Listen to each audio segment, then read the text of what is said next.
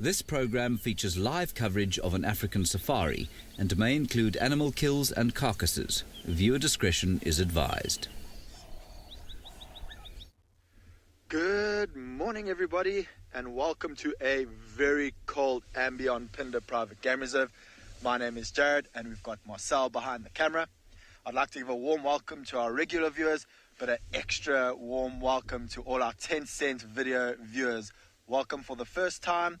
I trust that you enjoy the ride with us. If you do have any questions or comments, please do leave them in the comments section below.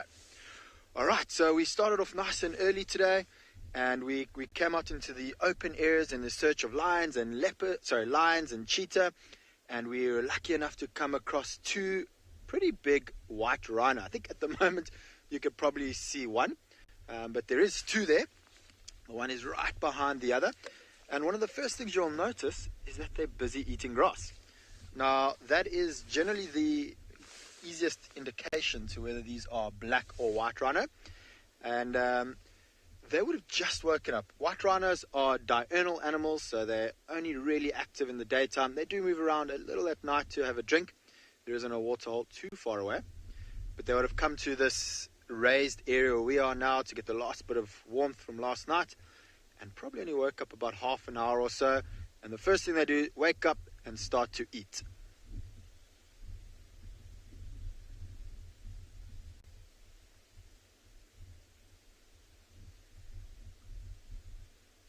So way 10, one of the ways that we know how to find each and every animal is habitat specific. So animals like these rhinos that we're busy viewing at the moment, they like to eat grass. And because they're grass eaters, we generally come into area where there's quite a lot of grass, and particularly grass that is very nutritious.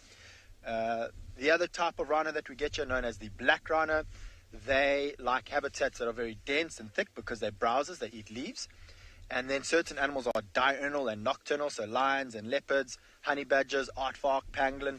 These are all animals that you often see moving around at nighttime, and so that's often some of the best times to find those. And then another good place to look is around water. Almost all these animals have to drink water pretty regularly, some daily, some every 2 or 3 days.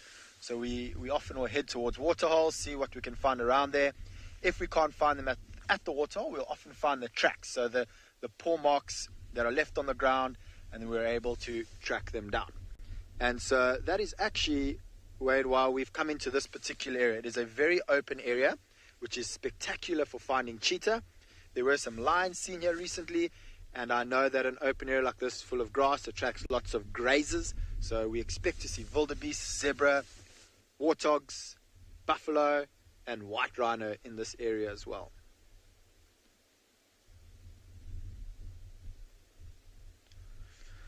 Alright, so while we continue on to watch these two rhinos busy grazing away, let's head over to TAYLA to see what grazers she has.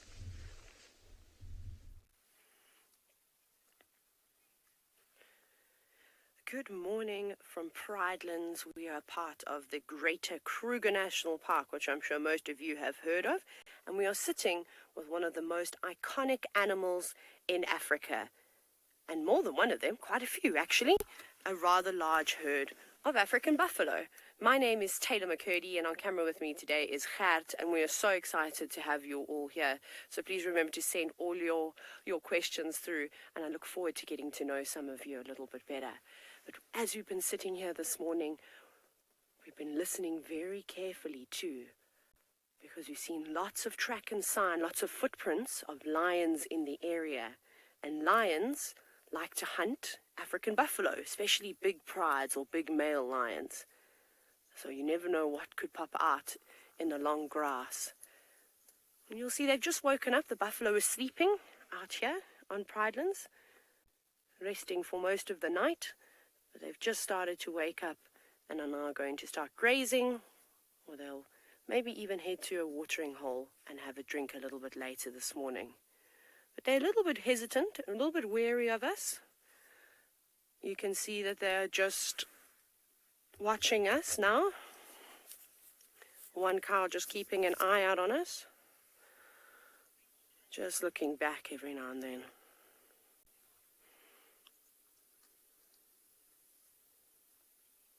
Teaching, now we're super lucky to be interacting with these wild animals, and I think it's great that you've asked how we are able to do this and be safe at the same time.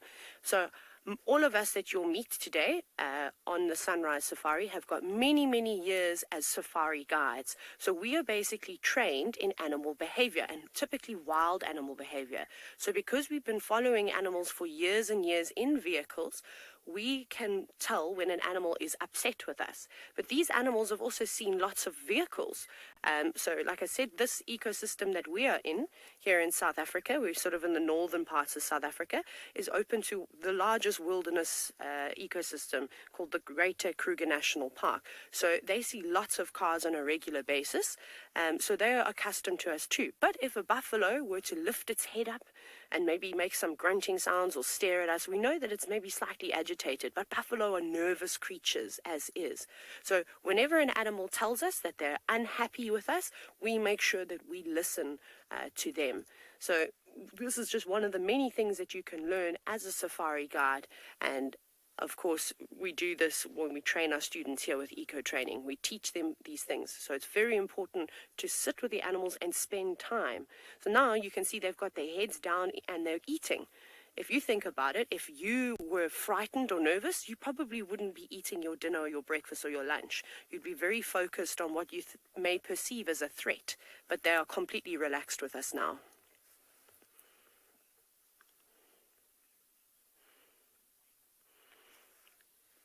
Minying, so when you are filming on safari, you know what you actually have to remember is you mustn't always just focus on your subject. So for example, we're going to have a nice look at this big buffalo bull that was just staring at us behind the tree.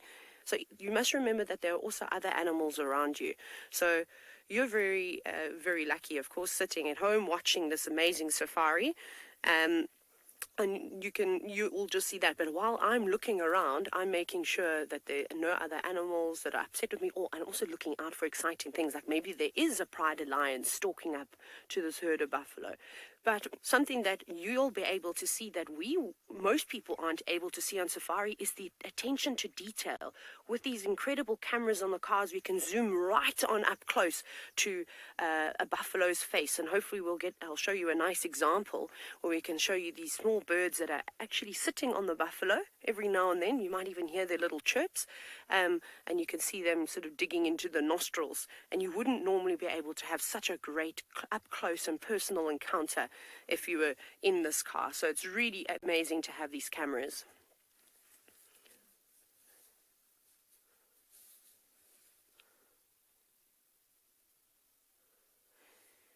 Sure. Yangqing, you know what, we're so lucky with the way that technology is progressing at the moment. We are finding out new information about all the animals, not just the most iconic ones. They're still discovering new species of insects and amphibians, so frogs and toads and those types of things, which is truly incredible, especially, you'd think that we would know about almost everything. So I think that there's still going to be a lot to discover. So, books about animal behavior have been written about animal behavior and animals years and years ago.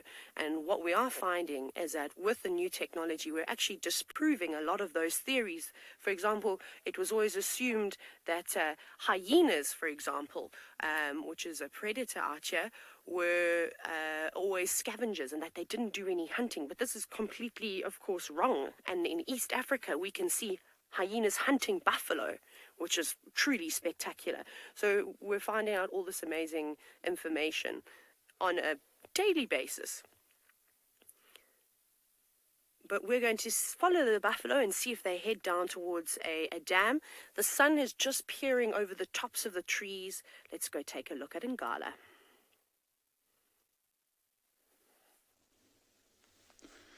Good morning, everybody, and a very chilly welcome, actually, to and beyond Ngala. We have come towards this beautiful little ridgeline where the sun is just rising above the crest, and we thought it was too good of a sunrise not to show everyone. So my name is Eric, and behind camera is Owen. There's his thumb. And we decided to come here because there's a water hole, and I just wanted to show you quickly a little bit what Ngala looks like. So this is us, and we are all the way down over here. This is where we're watching the sunrise. And one of the reasons why we decided to come down into this area is there was a nice big herd of buffaloes around this area last night, and hopefully there might be a pride of lions that might be following these buffaloes to try and hunt them. And so we decided to come down towards a waterhole. There's lots of tracks of them around. You can see the water there. It's such a beautiful morning scene.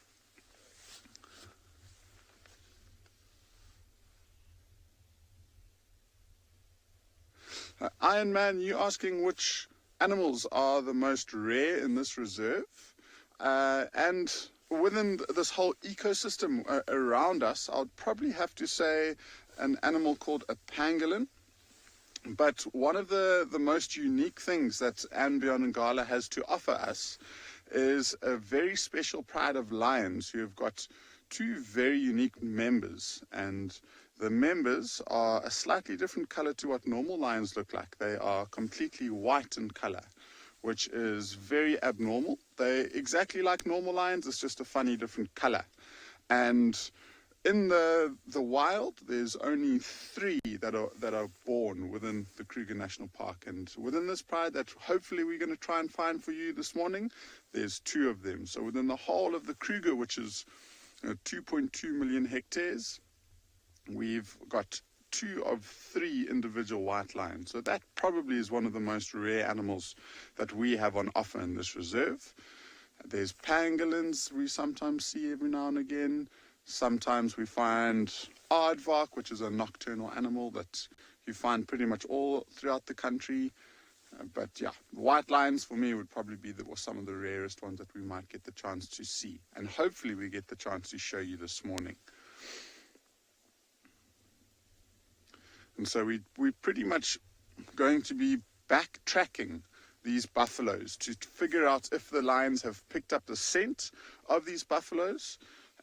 Because these lions, especially at this time of year, they'll spend a lot of time following a herd of buffaloes. And the reason being is that they're looking for an opportunity to hunt them. So they're looking for weakened individuals in the drying conditions, or maybe 1 or 2 young ones that will be an easy target for them. And these lions will take advantage of these big buffaloes. It's one of those high risk, high reward things.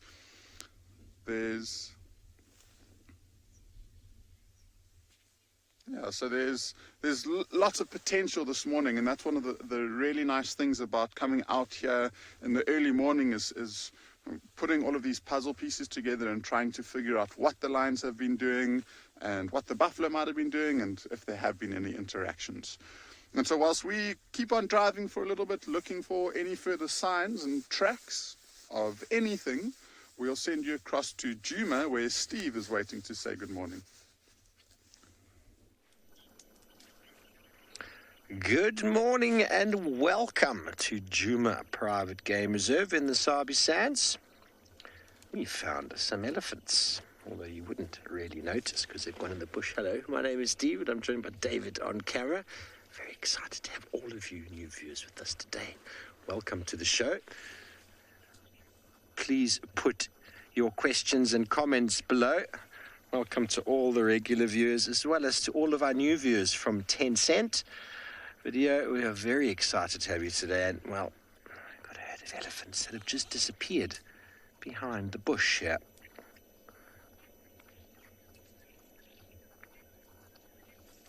You can actually hear them feeding on the vegetation.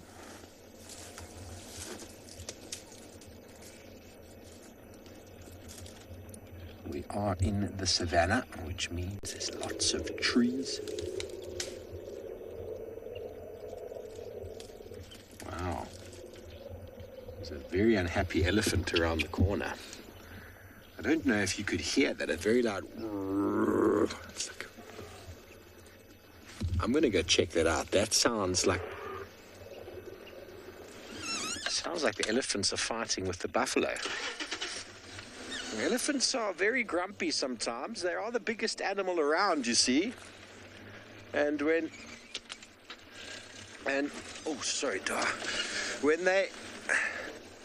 they get angry, they chase everybody around. And sometimes they get angry because they've got babies. Normally is the case.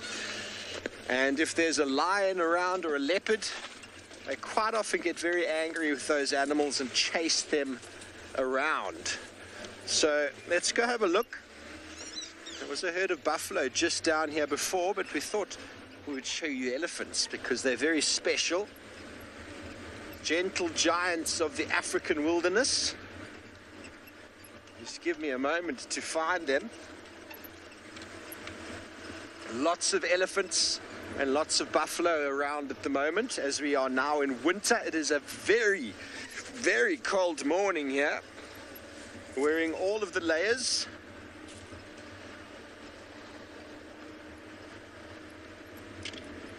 See if we can find them. It sounded like it was a few hundred meters away.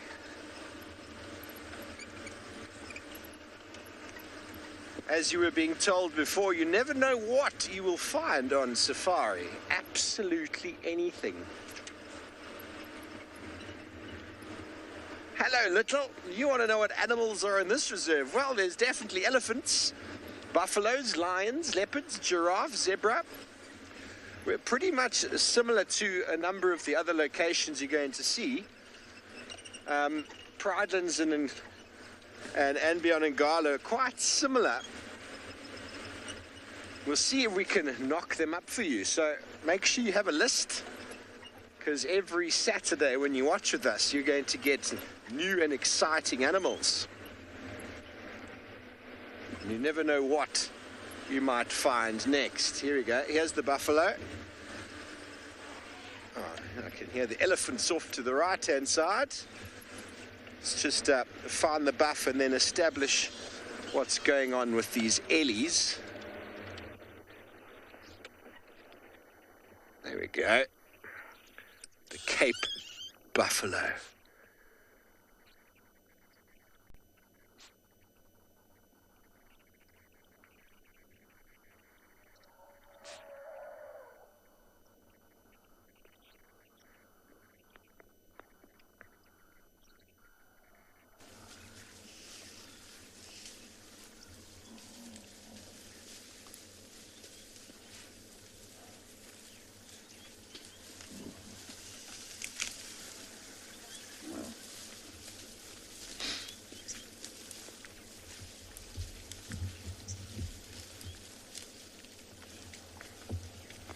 Hello, Tommy. I wonder if buffaloes can lose their horns. I've never seen them lose their horns. They can break off on the edges. That happens sometimes when they're older, or some females have also broken them. It is a sign of sort of weakness, I suppose, if the horn does break.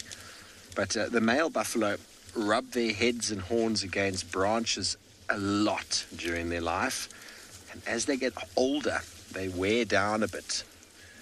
And the tips can break off. But they are formidable weapons, designed, the males, of course, for fighting against each other, and the females for defending their babies against lions. And hyenas sometimes. There's a male. You see that big sort of bulbous top of the head is called the boss.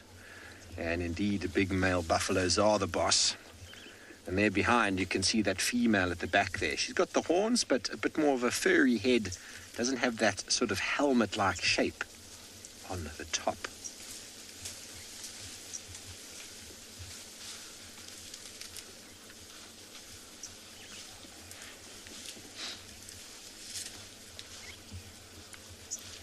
Hello, Beach Bunny. You want to know if buffaloes have a dominant female? Well, they actually have a dominant group of females that lead them around. The ladies are in charge, and everybody follows where they go. The sort of dominant females lead the way. The older and weaker females follow at the back, and the bulls are interspersed in between and on the edges as sort of a protection. They're there to fight the predators and also to compete with each other.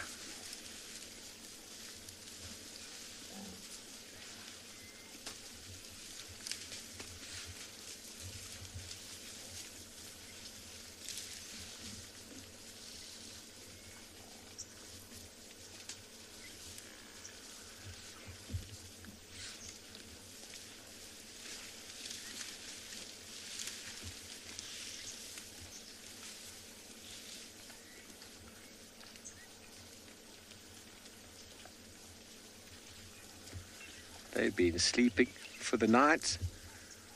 Now they're up and feeding, and they're going to be slowly making their way to water, and hopefully they don't encounter any lions. But you are going to be encountering some lions very shortly, all the way over at and beyond Phinda.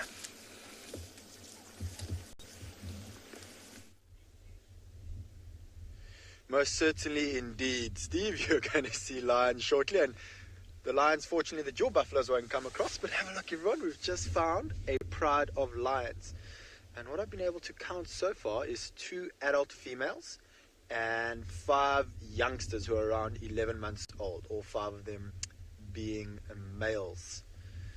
And I haven't been able to get too close, but I do see around the corner, it does look like one of the lionesses is busy feeding on something. It would be quite interesting to go and see exactly what she's feeding on. But we've just got lions a bit surrounded by us, so we can't quite get there yet. And I'm not 100% sure why, but she was quite grumpy with the rest of the pride. Every time one of the youngsters stood up or one of the adults stood up, she would growl towards them. And so we just wanted to give her a little bit of space. I don't think she was upset with us at all. It was maybe just being a little bit protective over her kill. I can actually hear her busy chewing away. I'm going to try to see if I can edge forward without disturbing the rest of the pride. Let's see if we can find a gap. Oh, it's a giraffe. Oh my word, there's cubs there. There's cubs. And this is the very first time any of us have ever seen these cubs. We knew one of the females was pregnant. One of the cubs just ran behind the giraffe. That's why she was agitated. These cubs, oh, there you can, I'm just going to keep quiet so you can listen.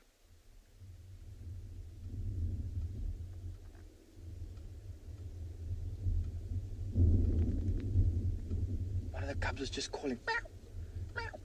These cubs are maybe only a month or 2 old. No one has seen them yet. We know that the female's been pregnant. We assume that she started to den. Alright, I do apologize that maybe you can't hear because there's some wind. I do apologize for that, but I think if we're just patient, we will hopefully see these cubs. And I think that's why the female was grumpy when we arrived, because these cubs are so small. She doesn't want the rest of the pride near her cubs in case they accidentally injure them. I can see she's licking something at the moment. Oh, there's a cub right behind her. Oh my word, they're so tiny. Oh, I feel so lucky to be able to see this right now. Okay, so we can see 2 cubs at least. She was busy licking something. I'm not sure if she's licking one of her cubs or she's licking at some meat.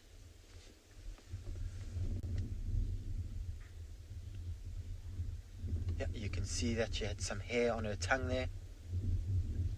This is absolutely spectacular. You can see the cubs busy bouncing around in front of her. Maybe begging for her to sit down so they can suckle. Oh my word, they are so small. So I'm just trying to look at the color of their eyes. When cubs are born, they're born blind, and after a week or so they can open up their eyes, and their eyes are initially blue. It's still a grey blue. Marcel, who can zoom in a little bit better on his camera, says that they're a little bit grey blue. So I'd estimate them to maybe be about 2 months old. And this is probably the very first time she may have ever brought these cubs to a kill. At least I'm assuming there's a kill. I originally thought that fallen over branch was a giraffe, but I can smell that there is something dead around here. Nancy, I couldn't agree more. They are so teeny. I am grinning from ear to ear. We didn't even know that she's given birth yet. We knew she was pregnant. We thought maybe she had started to den in the hillside near to where we are now. And we are the very, very first people to ever see these cubs. So she's down again. I think she's feeding again. Like I said, I'm not sure exactly what she's feeding on, but because her cubs are quite small, and this is the first time that we've come across these cubs, and in fact this is the very first time this particular female's ever had cubs, she might be a little bit protective, so we're just giving her some space. And so we'll have to see. She's just moved off. I think the cubs have wandered off, and maybe she's gone to go fetch them to bring them back. Now we must keep a good lookout, because maybe she'll pick one of them up and carry them back here. Oh, she's just glanced over this way, and it's because the 5 youngsters, or the 3 of the 5 youngsters, are starting to walk in the direction where she was lying. So I think that there is a kill.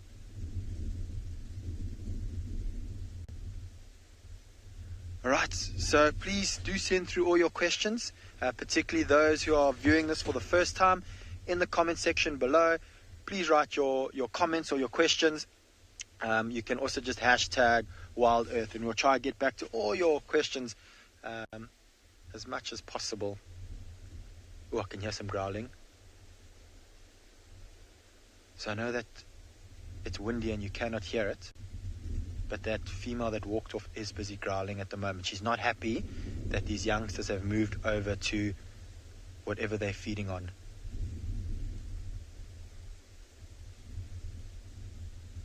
I wonder if this could get intense. She might come exploding out of the bush towards them to chase them off of that kill. With these cubs being around 2 months is around the time when they should be introduced to meat for the first time. So maybe she wants her cubs to get as much meat as they can. We did only see 2. Maybe there's a third one near to where these cubs are.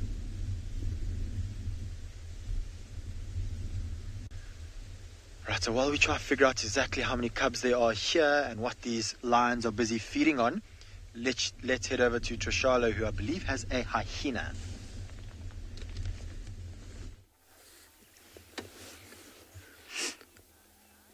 Isn't that just awesome? Just stunning to see lion cubs. Now here we have one of the animals that don't like to see lions, and that is a spotted hyena. It's very interested in something in the ground. Isn't that light just gorgeous on it? Thank goodness it's starting to warm up a little bit, because it has been freezing cold. And this hyena looks well fed.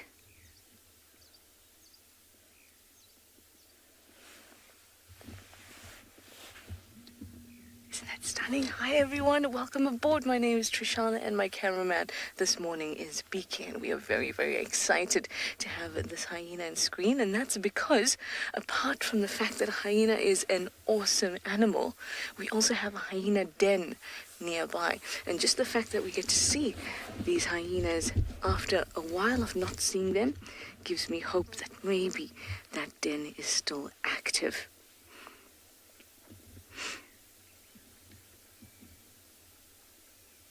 Something is very, very interesting on the ground. Hyenas have a very strong sense of smell. That's how they sniff out their meals. And this one has its nose to the ground. So our clan here, we call a group of hyenas a clan. Our clan is the Djuma clan. And the females are very well known to us.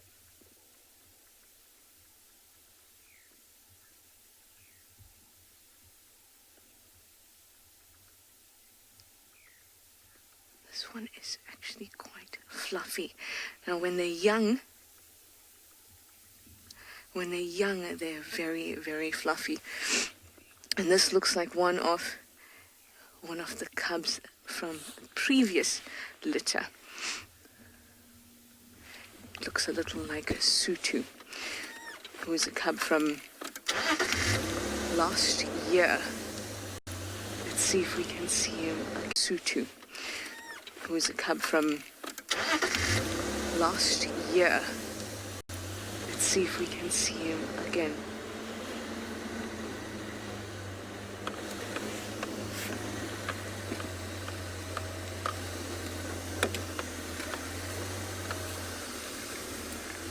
There we go.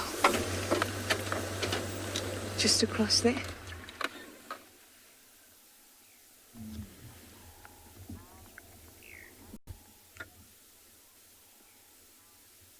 Owlie, hi, how are you? You'd like to know if we have any robot animals here.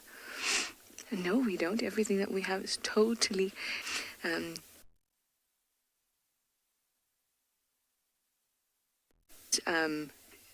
robots or anything like that.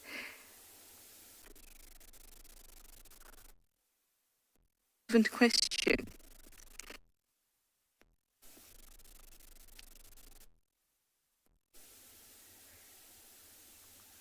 We know that animals interact with each other. So, for example, if a hyena sees a lion, doesn't like that. In many places, or at least some places, sometimes put a cardboard cutout of certain animals and then try to figure out how these animals react. But to the robots and the cutouts, that doesn't happen as well. It does initially, but then they realize it's not real. Anyway, I'm going to send you over to Steve because he seems to be in the bush and exciting things might be happening.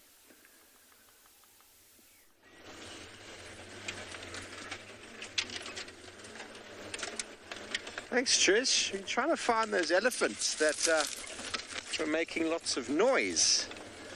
And you'd be amazed at how difficult it is to find elephants sometimes. I think what happened is that because we found more and more buffalo coming out of that block. And I think what happened is the elephants came across the buff and said very nicely to the buffalo, go away. And then they moved off. But we haven't managed to find them. So we're going to slowly make our way back to the road. We've done a big loop, and then we go to a watering hole. Watering holes are always good places to find big animals.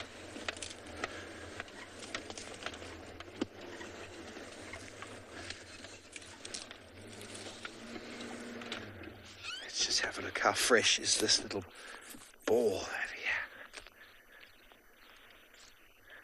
Okay, well, before we take you over to Pinda, here is a pile of elephant poos. Not that fresh. It's a few days old, but this is what elephants leave behind, eating lots of vegetation and leaving lots of organic material on the floor. It's very, very exciting, but Pinda and Beyond Pinda has found what they're looking for.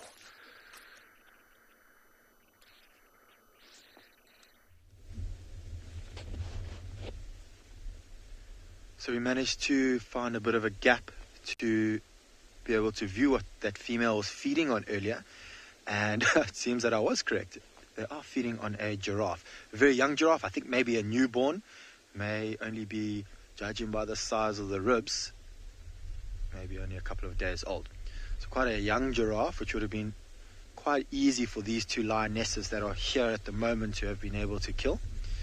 And I assume what may have happened last night is that the two lionesses killed this giraffe. Then the one lioness went off, fetched her cubs from the den, brought them back, and let them feed for a bit. And she knows that the rest of the pride want to feed on this carcass, so they've fed. She's got a nice full belly, and she has moved off.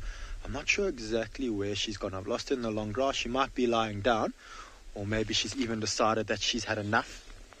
And let's get her two young cubs, or at least two young cubs, away from the area where these 5 young males are just dying to feed on what's left of this carcass.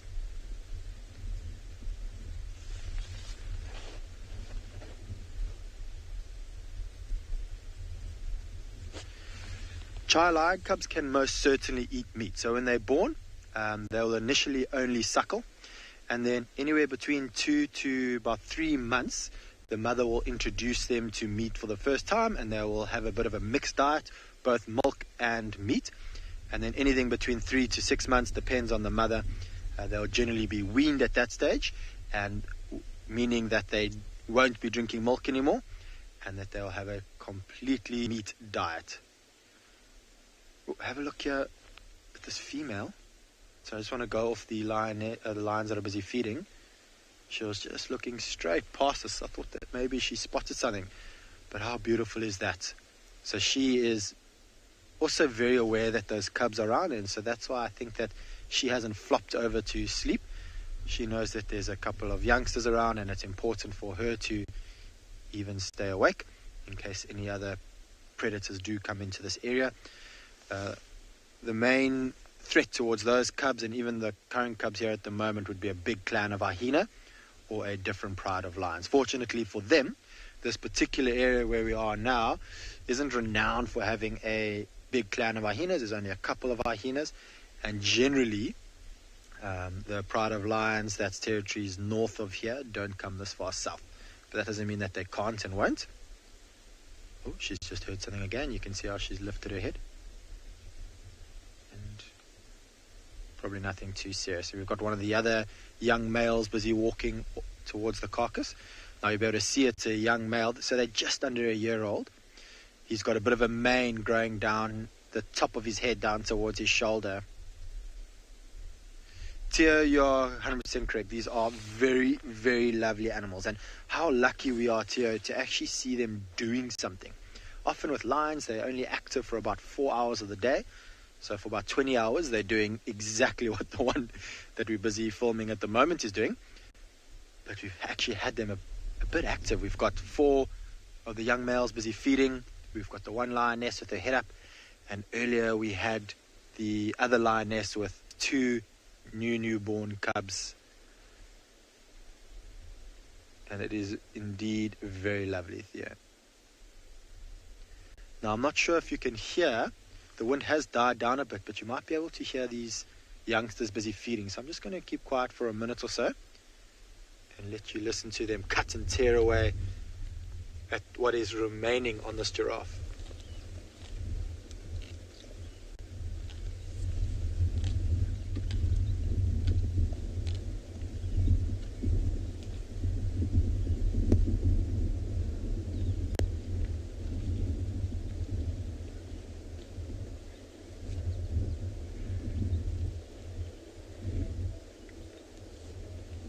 So at the moment it's very civil, and often when you see lions feeding, it isn't as civil as what we're seeing right now. There can often be quite a lot of fighting, and I'm surprised we haven't heard any growling yet, because generally towards the end of the carcass, when there's not a lot of meat, the individuals in the pride might fight over for what meat is left. And because there's 4 young males over there, and males generally do tend to be a little bit more selfish around the kills and not like to share, but it seems that today they are all playing game with each other.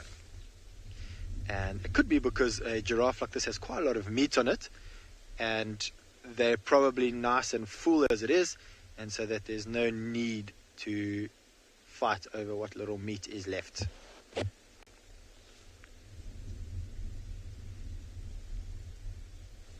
All right.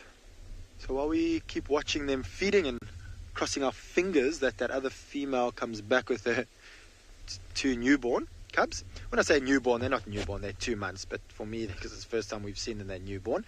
Let's head over to Tswalu.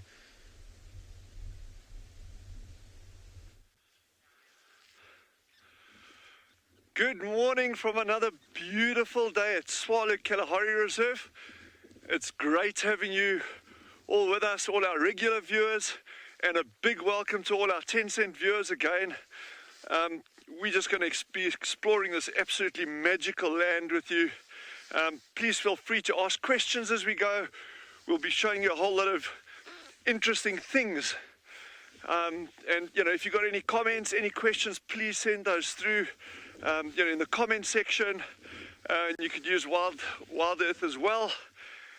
It's quite chilly out there this morning, but it is an absolutely magical morning. Just something out of interest, as I've been walking down here, I noticed these tracks all along the ground, and it's actually a brown hyena that's been walking all along here. So you can actually see he came in from that direction all along over here, and then if you're looking at tracks, I'll just move that. If you're looking at these kind of tracks, you can see very noticeably you've got a very large track and a very small track. And they actually also splayed out at a bit of an angle. They're not perfectly aligned. That's one reason that we know it's a hyena.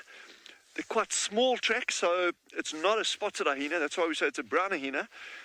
And in terms of looking at the line and the size of the tracks over here, with this very large track and the small track, so your front foot tends to be your larger foot in most animals, and your hind track is smaller.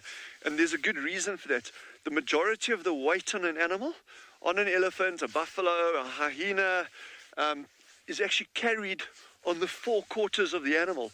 So those tracks splay out a bit better. They've got broader feet on the front. I think the chance of seeing this animal, although it's still very, very early, it's still nice and cool, so it's not impossible that we can see it, but it's quite unlikely in daylight hours. I think we're going to just try to see if we can follow up here a little bit, and but in the meantime, head over to Steve and see what they've got on that side.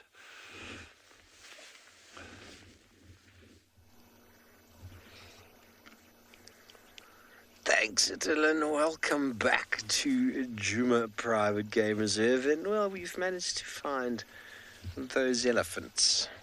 They weren't far away from where you last saw us. We found a very fresh pile of elephant dung, and then we heard them feeding. Excuse me. A little bit of dust in the air.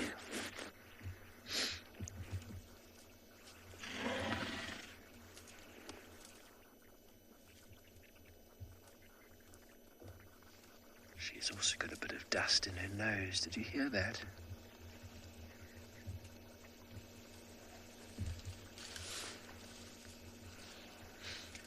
And see how the elephant has got a super long trunk, which it uses for everything. There's the big female with no tusks. It is a genetic thing that comes through from time to time. Most elephants have tusks. Some of them, though, are born without them.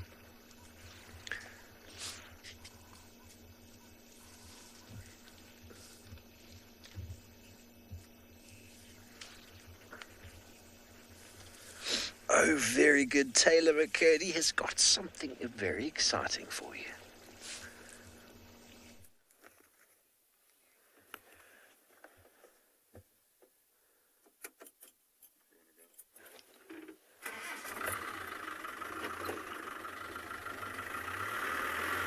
I don't know, they were coming to us, but I can't hear.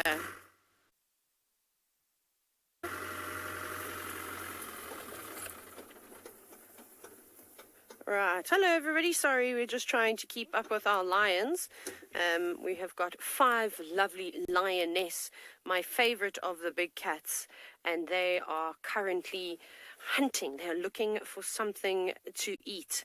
I haven't quite figured out what they're on the trail of, but they've been searching for something. They stop every now and then, they listen, they're trying to pick up the scent of maybe buffalo, zebra, impala, wildebeest, something like that. You see them listening intently.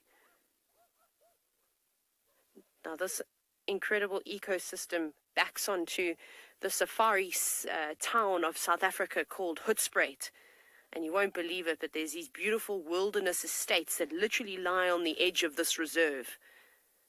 Every now and then you might hear some sounds that actually sounds like I can hear some anti-poaching dogs or something like that just off in the distance barking. But they've still got quite a way to go before they get anywhere near those boundaries. But this area that they're moving around in is perfect hunting for the lions. Tall grass, lots and lots of shrubs, and you could see that their beautiful coats blend into that vegetation. Unfortunately not you, this is so live. This is happening right now. I'm sitting in South Africa. I don't even know what the time is. The time is 7:15 in the morning. This is happening right now. How crazy is that you are watching lionesses who have just split up. One's gone that way, one's gone here, and another 3 have gone down there, and they're looking for something. I think that they've maybe picked up on the scent. I'm going to just stop ahead. There's a few up in the road. Let's just stop like that. We have a quick view. So they're going to be moving around fairly quickly, but also very quietly. There's a lioness there. You see how patient she's being. So they were all following one another in a line, but now they've fanned out, which is very typical of lions when they are hunting. If they can try and get their prey at different angles, that's what they're going to do. I don't know what they've seen inside here, though. Like I said, with all this grass around here, it's really, really good grazing ground for many of the different herbivores. This is so exciting, though. I'm definitely going to try and keep up with them. I'm going to try and find a nice way around. But while we do that, off we go back across to the Sabi Sand to another one of Africa's giants.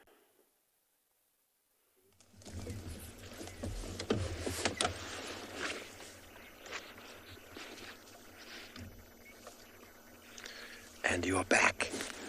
Our elephants have not done too much since you were with us. They're just slowly feeding in the vegetation here. We were about to reposition, try and get you another view, but we might just sit for a moment and watch this little fella trying to use that trunk. We were talking about the trunk before. It takes an elephant 2 years to figure out how to start using the trunk. Oh, you can see he's not quite as efficient as the adults are. Bear in mind, the food and everything it uses the trunk for generally has to go to the mouth.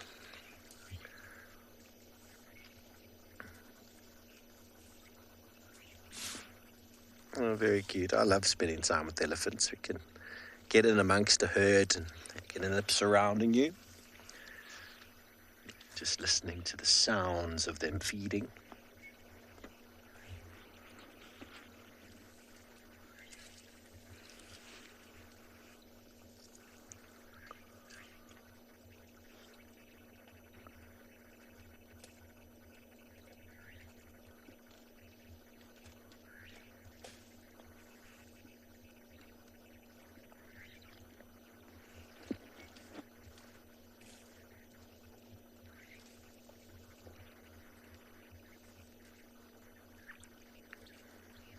Oh, hello, shrimp. You want to know how old these elephants are? They're very ranged. That female that walked past before, she's an old girl, so she's probably in her late 40s, maybe even early 50s.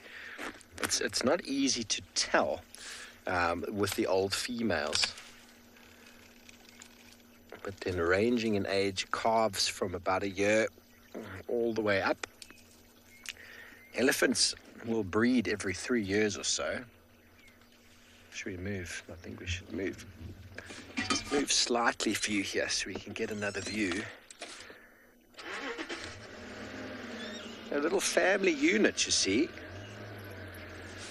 The females will have their babies, and then by the time the youngsters reach, the boys anyway, reach 14 to 16, they get pushed away and they hang around on the outside of the herd or go join up with other bulls. But the girls will stay in the herd for life. They might split off at some stage if the herd gets too big and the food resource decreases.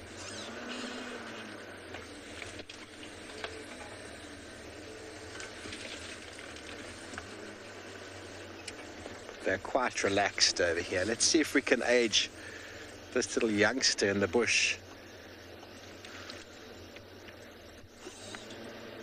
You're right. You little cutie. He's 3 or 4 years old. It's normally you can see when they're next to the mum.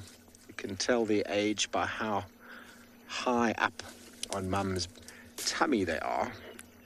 1-year-olds fit right underneath mum's belly, and they progressively get bigger. When you can see an elephant calf eating like that on his own, then you know he's more than 2.5, 3 years old. They rely on mum's milk for the first 2 years or so of their life, trying to figure out how to use that trunk. Like, look at her. She's using the tusk and the trunk to break off the branches of the leaves. And she's actually looking, it seems, for some of the bark inside those sticks. Lots of moisture and nutrients. Plants have got enormous amounts of medicinal value, and elephants are able to access it. Trunk can make for very selective feeding, and the tusk can help in gouging into the bark and stripping the bark off, almost like using a knife.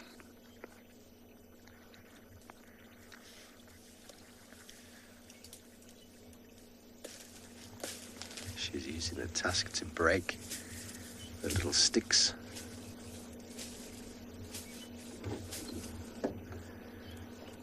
Let's just listen to the sounds of them feeding.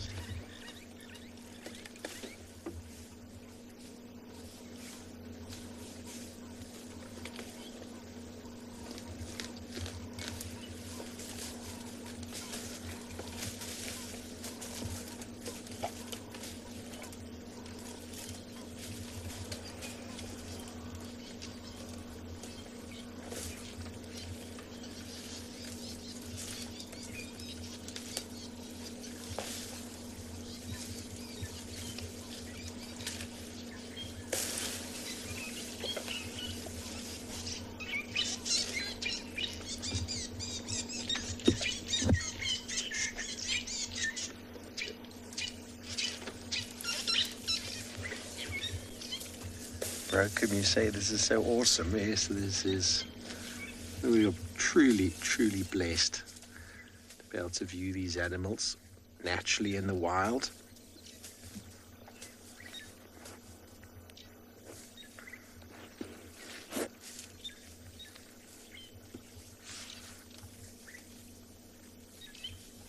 You wouldn't think it, but we're surrounded by about 30 odd elephants.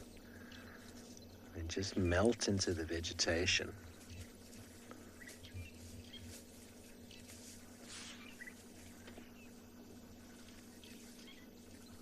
Bol, they are so magical. You are so correct. Such a magical species. I love spending time with them because they're always doing stuff. Elephants are always moving, feeding, playing. When they swim, it's quite something to behold. And the elephants are always good value. You can never go to an elephant head and go, oh, no, these guys are boring. They're always doing something.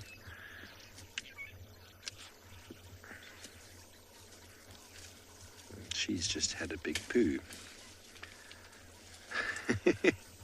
So we call them ecosystem engineers, elephants, because they're able to break the vegetation down and change the structure. If you look around us, you'll see some trees and grasses. An elephant's able to change the structure, change the landscape, move the shade from one tree to another by pushing branches on the ground. And they're very, very important for that. We also call them keystone species. And what that means is if we took elephants out of the system would not be the same. The system relies on elephants to create damage, to create destruction, to move things around. And also their feeding of all those nutrients and minerals off of the trees is deposited in an enormous amount of dung. You saw that dung pile I saw before. Elephants are dropping dung all the time. And that is ecosystems for many, many small organisms that rely on their poo for survival. But it sounds like we're going to be going from the biggest to one of the smallest.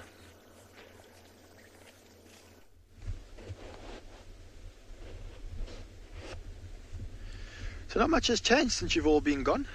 As you can see though, the only thing that has changed is that the sun has finally peaked over the mountain range north of us, and it is starting to slowly warm us up. It was 9 degrees this morning, a very chilly morning, and this particular young male seems to be trying to take as much advantage of the sun rays on his belly as he can. Something that you often see with lions when they want to cool down, put their belly in the air in the wind. But I think maybe he's just trying to warm his belly up a little bit there. Now, I do believe that Steve was talking about the dynamics of elephants and the male dynamics more so. And in some ways, lions have very similar dynamics. So just like elephants who get kicked out just before they become sexually mature, or should I say elephant bulls get kicked out just before they become sexually mature, or around the same time, the exact same thing happens with lions. So we've got 5 young males here who are just around a year old. And in about a year and a half, they will be kicked out by the dominant males. and it is around the time that they become sexually mature. And although they have just become sexually mature, it doesn't mean that they are able to mate.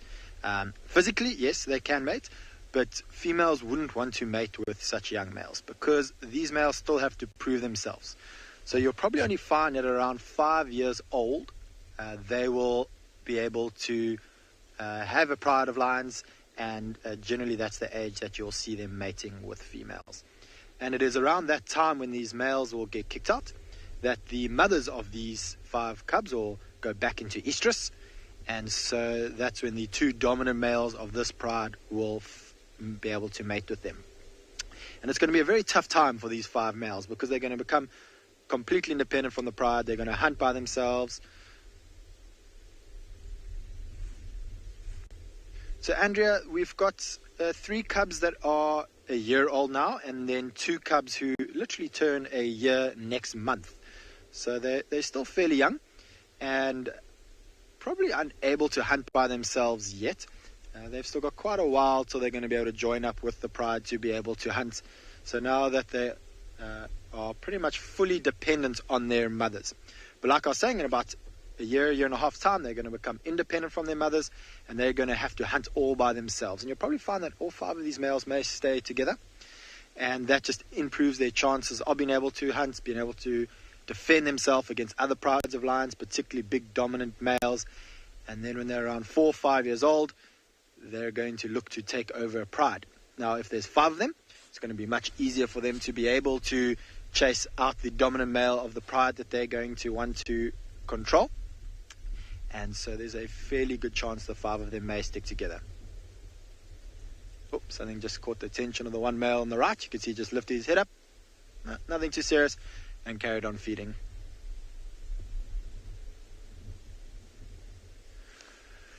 So Oliver, that is a very interesting question. I have once seen a documentary when a single lioness was able to kill a fully grown buffalo bull, which is very rare. That's quite unusual.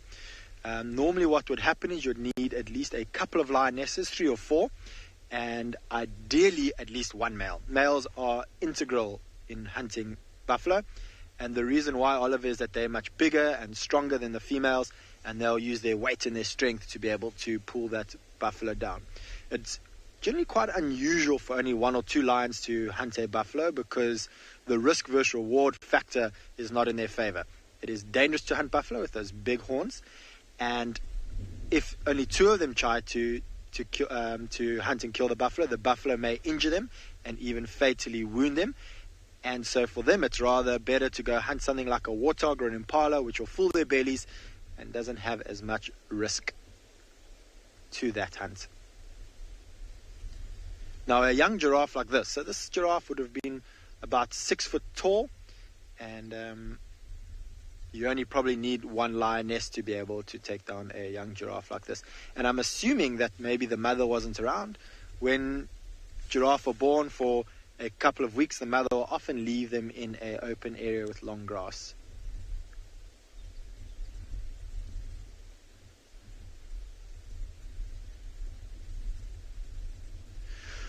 So, Ruchu, on average, they reckon that lions are only active for about 4 hours of the day. So whether the 20 hours they completely sleep, I don't think that they go into necessarily a deep sleep for 20 hours, but you do find that they rest for about 20 hours of the day, and for a large majority of that they are completely passed out. And the reason why lions, compared to all the other animals, particularly predators, tend to do far less is because, as they say, they're king of the jungle. They don't have too much that they need to worry about. When they've got full bellies, they can rest for a couple of hours, even days. I've seen lion prides sit in the exact same spot for about 2 or 3 days after feeding on a carcass, and probably for most of that time slept. And right now we have at least 1 sleeping lion. The adult female that was next to us earlier did get up, walk towards the carcass. The cubs grunted at her and said, "Nope, not your time to feed." And she's laying down just on the other side of that long grass, and she's just going to wait patiently now for the 4 youngsters that are busy feeding to stop feeding and let her have a chance. It's very normal at this age that the youngsters bully the adults off of the kill.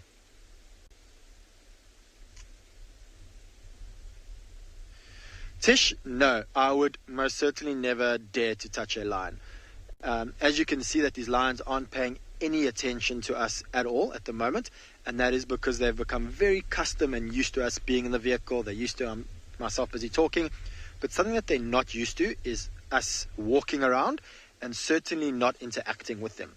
And if I was to try and approach these lions and touch them, they'll do one of two things.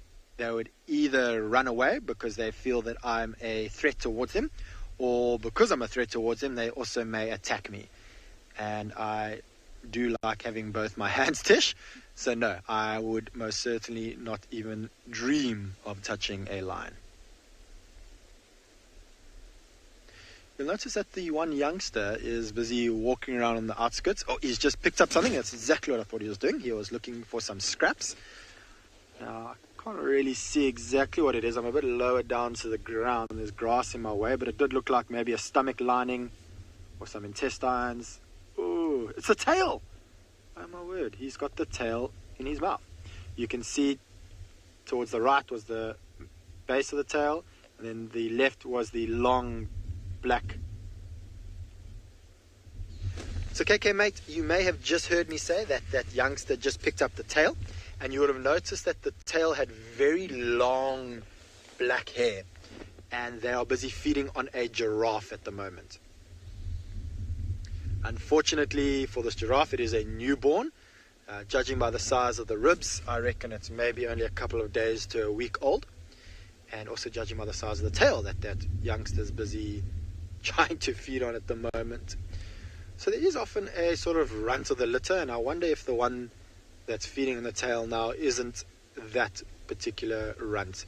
Be a little bit wary of moving towards the carcass, always on the outskirts, and now has picked up that tail. And what might happen a little bit later on is you often see tails and ears of animals become sort of like prizes, and they might end up playing, if this cub doesn't eat the tail, they might end up playing with that tail and almost like a bit of tag. One runs with it and the others try and grab it, and they practice tackling each other and trying to get the tail away from different members of the pride. The adults most likely won't get involved with that game. It will probably just be the 5 of them. But at the moment, I think they're far too preoccupied to trying to fill their belly up as much as they can, because they also don't know if there's going to be another pride of lions coming this way, and particularly the males who are dominant of this pride. If those 2 dominant males, the Bahala males, come over to this pride, they will chase the lions off. So they're trying to fill their bellies as much as they can before they get interrupted by probably their fathers, who I think could be in this area. We had tracks of them around here yesterday. All right, so while we look at these young cats on the ground, I believe somewhere out there is a cat in a tree.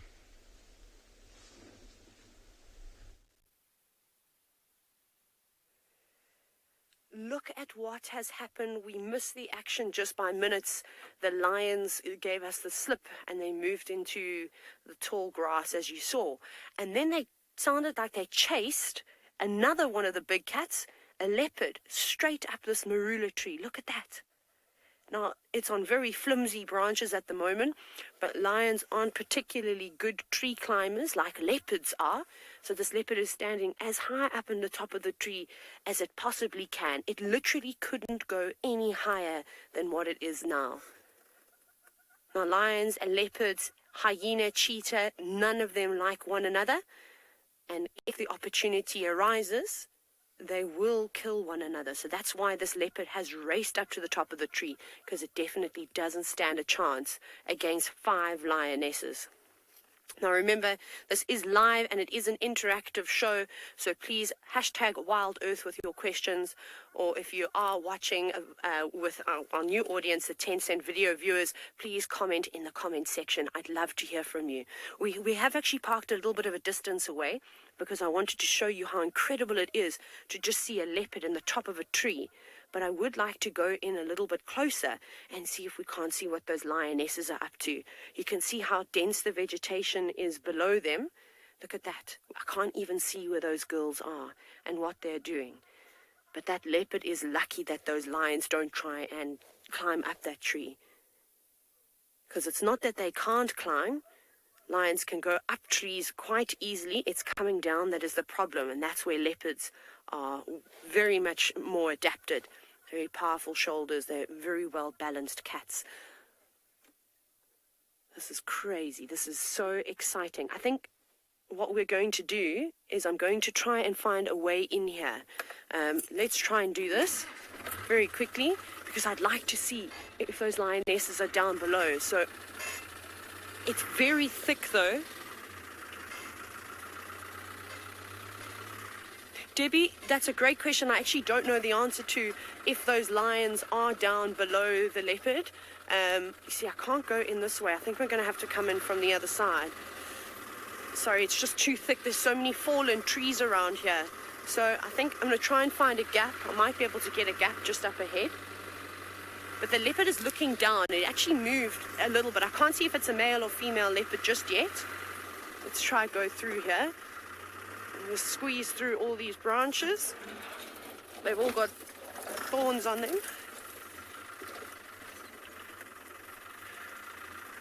High beyond, that tall tree that leopard is sitting in is a marula tree.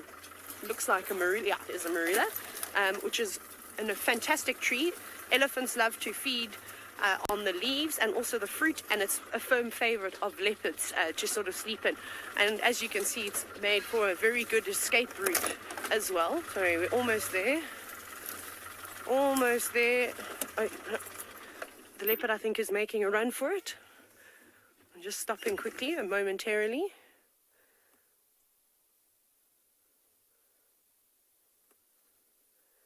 So shifted slightly. I don't know where the lionesses are. I can't see them anymore.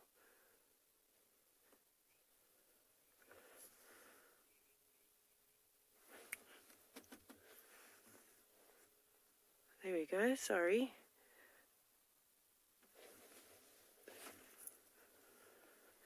Let's see if we can try and get a better view of this leopard. There we go. Yeah, this must be very stressful. It looks like a male leopard. I can just see the back end of it now. There's been a lot of young male leopards roaming around here, but I'm still familiarizing myself with these beautiful big cats. There's so many of them. Hello, boy. You can see his tail is swishing side to side. He's obviously a little bit nervous. I wonder if these lionesses have moved off, especially if he's coming down. He must be feeling brave. He must be thinking that the lions have moved off. And they were so hungry, those big cats. So perhaps they've grown bored of him. Pengfei, as we watch this leopard, you'll see how well balanced he is. Occasionally leopards do fall out of trees, but it's normally not when they're mature. It's normally when they're quite young and they're still learning to power all those muscles. So it can be quite comical to watch young leopard cubs climb up of trees and then they stand on branches that can't quite hold their weight. But a leopard of this age will be very well equipped. But you know what, it might happen where they do stand on a branch that's worn a bit thin, or if they are racing up the tree to try and get away from something like lions, they could make a mistake. But normally leopards are very well equipped to be up in trees. They hone in on those tree climbing skills from when they are very, very young. You can see how he's scanning, he's looking around, he's just making sure that he doesn't make a mistake. Because if he comes down too soon and those lionesses get another view of him, they definitely are going to chase him once again.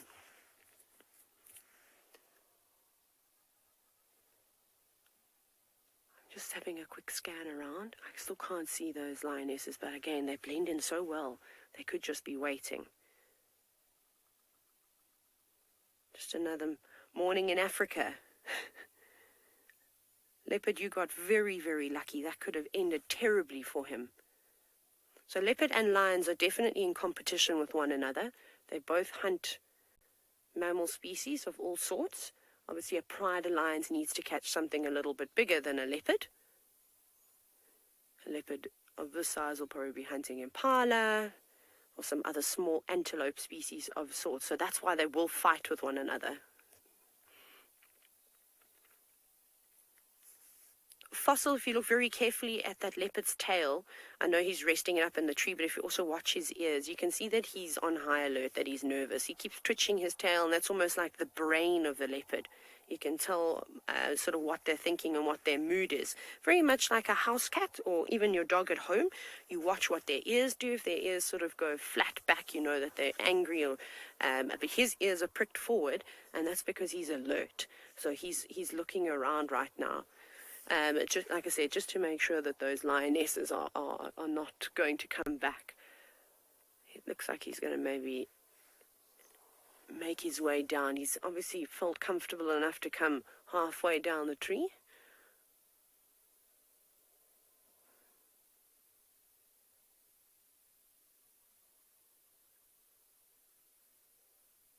You can see looking back at us, checking over his shoulder, and he does look like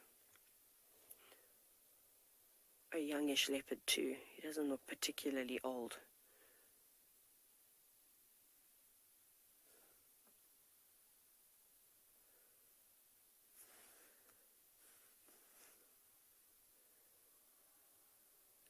Still no sign of those lionesses, so they must have moved off by now.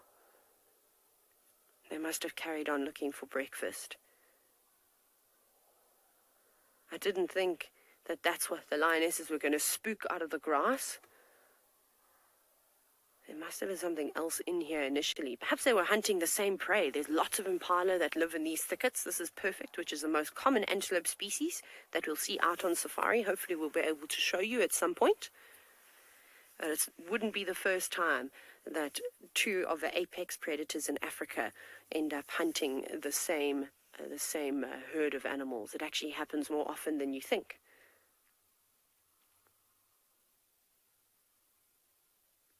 But thank you for sending all your questions through. It's been great to answer all of them, and keep sending them in.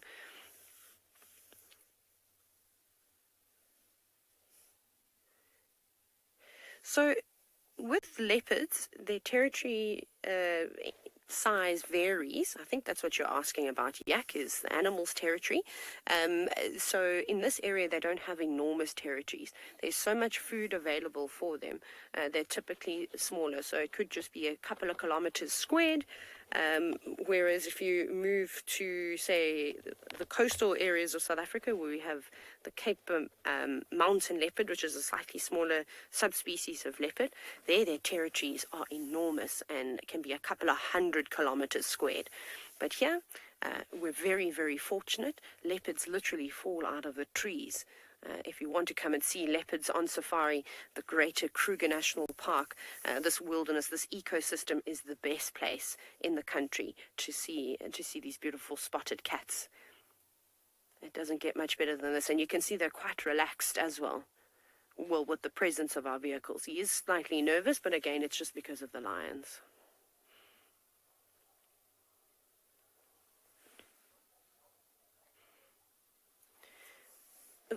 So leopards can run at an incredible speed, and so can lions. But Fulton, yes, the leopards, well, that's why the leopard would have gone up this tree. But the lions definitely could have caught up to him. But his best chance of getting away from 5 lionesses charging towards him, and lions have a charging speed of 22 meters per second. So they won't be able to keep that up for very long, but they definitely pick up the pace. His best bet was to get up to the top of the tree, because even though, like I said, lions can climb the trees, he can climb them 3 times as fast as they could. And he also knows that he's got incredible balance. You can see how long his tail is. He'll use that to help balance, and he spends more time up in the tops of the trees than the lions do, so he can climb a lot higher. Also, the weight difference between the 2 cat species is quite significant. So this male leopard, maybe he weighs about 60 kilograms or so now, but a big male leopard can weigh up to about 80 kilograms, whereas a lioness is weighing in, close to 150 kilograms. So the weight difference on those branches is quite significant. Watch how elegantly he'll come down that tree. But he's not being too hasty about it just yet. Taking his time. He has to be so cautious.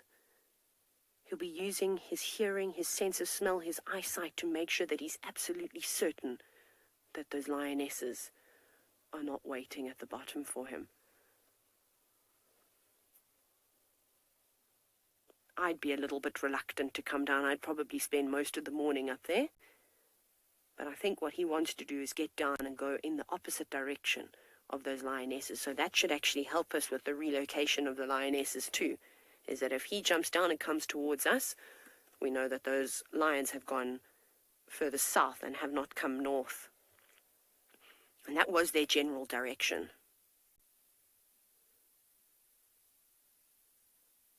It's actually a beautiful morning out here. It's still, there's very little wind. The sun is starting to warm everything up. Now, one of the other incredible things that you can do while you're on safari is when you're in a vehicle, most of the time the cars have got no roof. So we have these open safari vehicles. So Jason, yes, I know that sounds a bit ridiculous, but I am safe. What we won't do when we are on safari is stand up in these open vehicles or stick your arms out or break sort of the solid silhouette of the car. So earlier in the show I was talking about how we interact with these animals on a regular basis and the animals see the vehicles constantly too. So we have a healthy respect for the environment, the animals, and the animals have a respect for us. So like I said, we're always watching their behavior. And they're used to the shapes of the cars, so they're not too particularly bothered. But as soon as you stand up and you do something that they're not used to, then they might run away. So we want to keep a low profile. But they have no interest in us. They just walk past the cars, that's how relaxed they are, and they carry on and do their thing. It's quite an exhilarating experience. But even to just be at this distance away from a leopard, I don't know about you, but my adrenaline was pumping even as we were watching those lions sling through the grass, because at any moment anything could just happen, as it has this morning. And we must have missed it by just minutes. We tried to go around to another road to see if we could catch the lionesses coming out. And it's so thick in here. So many trees. Thank goodness, luckily for this leopard, because if we'd been out in a big open plain, that would have been a bit tricky. All right, now we've been speaking a lot about prey species and things that predators hunt. It seems as though Trishala has got one hiding away.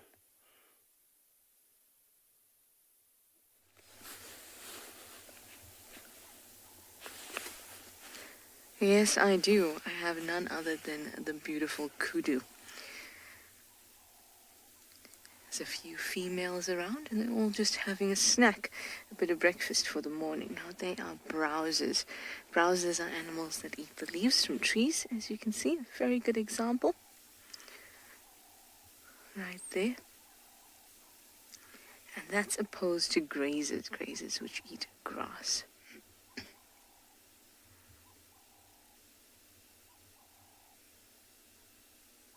Now, prey species are very important. They feed the predators. But apart from that, they're also kind of the gardeners of the bush. Them, along with elephants,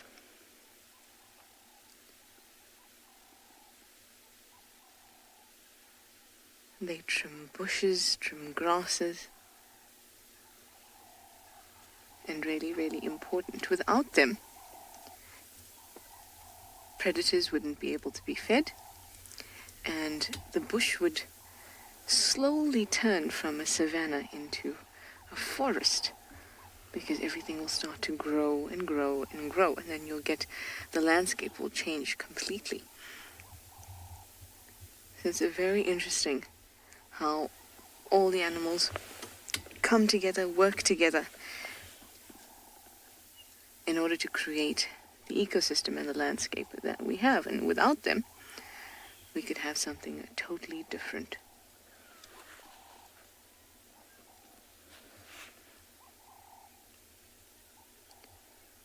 Just awesome. Now, I had some elephants nearby that were a little bit nervous, and when I came here, these guys were a little nervous too. If you'd like to know why they're nervous, you can always ask, but don't worry, I'll tell you as well. And you can pop your question into the question comment box for our 10-cent viewers, or you can use the hashtag WildEarth. You can ask all those questions. And I'd be so happy to have a discussion about it. It's so nice to be able to share our experience and our knowledge and these animals with all of you across the world. Especially our new viewers on board today. Now, they would be a little bit nervous if, say, they smelled a predator nearby, or they heard it. You can see that they have very, very large ears, and those ears are very good at picking out direction of sound. You can see they're quite cone-shaped in a way. They're not flat, so that's very good at detecting the direction of sound. And they're very, very reliable kudu when they alarm call. So I thought, if the elephants are a little bit nervous, and the kudu were a little bit nervous when I arrived, let's just stop and watch them. A breeze has just come through now. If there is a predator nearby, then the scent of it would be carried. Let's see if they get nervous, but they seem pretty happy. So I'm going to move on, and I'm going to send you over to Ngala. Apparently they've got a lovely elephant for you.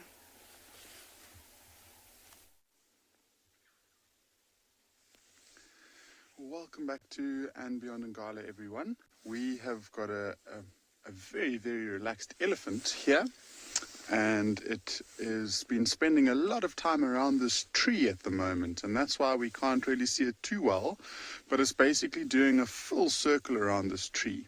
And the way that we found this elephant is we were actually stopping and looking at a herd of impala, and we just saw this tree in the distance shaking from side to side quite vigorously. And this elephant would have gone and pushed up and basically started headbutting the tree to try and get the fruit of the tree to fall down. And so he's basically just walking around sniffing out the fruit that he was able to drop from the tree. And so he's moving through this quite long grass, and so he'll be having to use his very, very acute sense of smell to move around and locate the fruit in the grass and just one by one pick it up and put it into his mouth.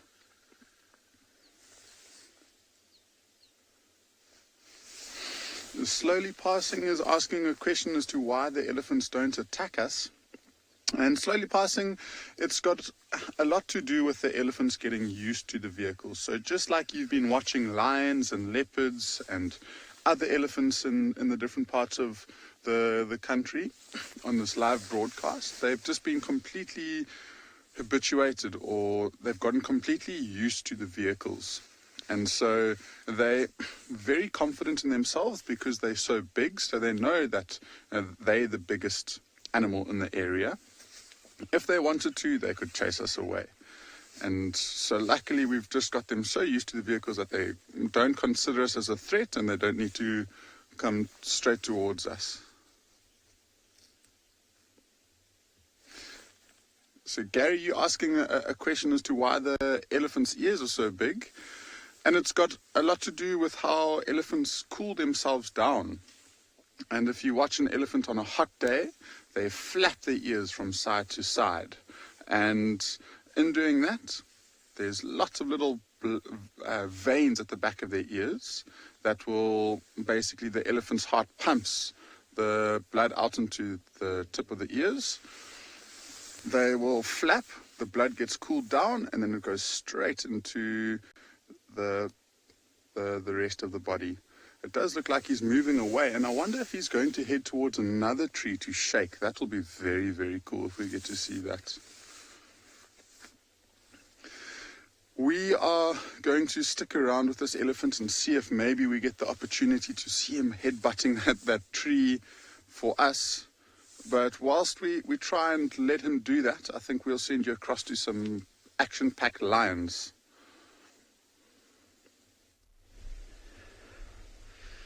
So these young males are still gorging themselves at this carcass. We've just had one get up and walk towards this tree in front of my vehicle. And for those of you who have been following over the last couple of weeks that we've been filming here at and beyond Phinda Private Game Reserve, you'll know that this particular pride, the Biala pride, is a pride that loves to climb trees, and particularly marula trees. And you can see right in front of the vehicle over here, we've got a marula tree. And one of the adult females did come over, start to claw at the tree, probably try to get rid of any dirt that was in the tree, as well as to strengthen those tendons, sharpen their claws. And we thought she was going to climb into this tree, but unfortunately she just clawed on the tree and lay down. So we're hoping maybe as it starts to warm up a little bit and this wind starts to drop down, they might climb up into this tree. Oh, have a look there on the right. You've got the leg of the giraffe. For most of the time we've actually been battling to see that it's a giraffe, although we know that they're feeding on a giraffe. You can see now as that youngster lifts the leg up, you can see the sort of spotty pattern that the giraffe has on their leg. Not much meat left on that part of the leg, but he's going to try and carry it off away from his brothers and feed on what little meat is left.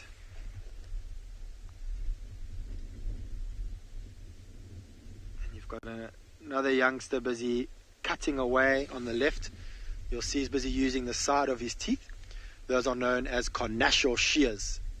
And he's using those to cut away at the hide to try expose the meat and the fat below the skin, while his two brothers to the right just play with each other. Very usual for lions of around 1 year old. Even though their bellies are full and they should go and sleep, they just want to have fun. And like I'm sure you've heard many occasions, maybe not the 10-cent viewers who are viewing for the first time, but these lions, the reason why they play like this is it's practice. Practice for one day when they're older how to fight. Oh, I think he just got his claw into his brother there. Practice hunting. They might get up and start chasing each other around. Nope, he's decided, I've had enough of playing with you, it's time to feed again. Typical males. The moment there's any little bit of space in their belly, they need to fill that gap with some meat. And now it looks like the other male's gone towards the leg of the giraffe. So you'll see they've completely stripped from about the knee up to the thigh, and that's where most of the meat is on the leg. And so they would have eaten all of that meat, and there's only a little bit of skin left between the knee and the ankle of the giraffe. And I can't imagine they're going to spend too much time busy feeding there.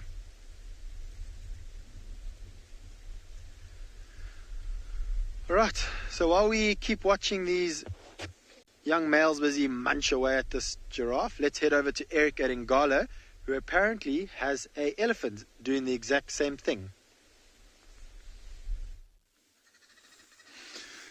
So as Jared said, from lions munching away and feeding on a carcass to this elephant, and just look at the difference in behavior from those lions are probably fighting with one another and acting quite aggressively to this elephant who couldn't be more relaxed, and he doesn't have to compete like those lions do. And so he can just basically choose his moments. And he's moved away from the tree with the fruit on, and now he's mostly focusing on the grass. And just watch how he feeds. So he wraps his trunk around the grass, and then every single time he does about 3 or 4 flicks. And that's just to get rid of any dead material that he doesn't necessarily need. So he is trying to be as selective as he possibly can and just getting as much nutrients in per bite.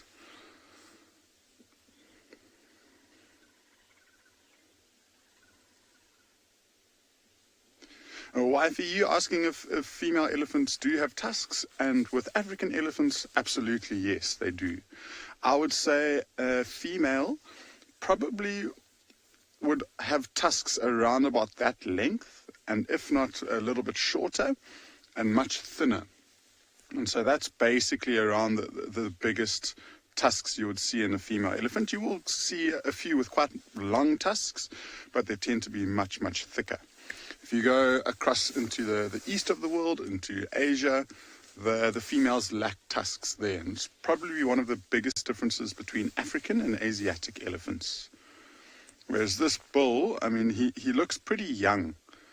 which means that his tusks are going to keep growing and growing and growing until eventually, if he's got good genetics, those tusks could get to the point where they reach 2.5 meters long. And what's really nice about this one is how symmetrical the tusks are. So they're almost exactly the same length. If he turns his head slightly, you might be able to see that they're almost lined up with one another perfectly there. And now that we've got a beautiful shot, look at the difference in sharpness between the tusk on the left and the tusk on the right-hand side. And the one on the left is much, much sharper. The one on the right is more blunt. So when it comes to feeding, say, for example, stripping bark off of a tree or digging for roots in the sand, he prefers to use the one on the right, which means that he's more right-tusked dominant. And that left one, over the years, will tend to grow a little bit longer than the one on the right, just because there's less wear and tear on both tusks. And see, just look at his eyes, like half closed. So, yeah, he's half closed feeding, not really going to be doing anything. So we actually might end up leaving him now. What we'll do is send you straight back to and beyond Pinder, where Jared might have some interaction shortly.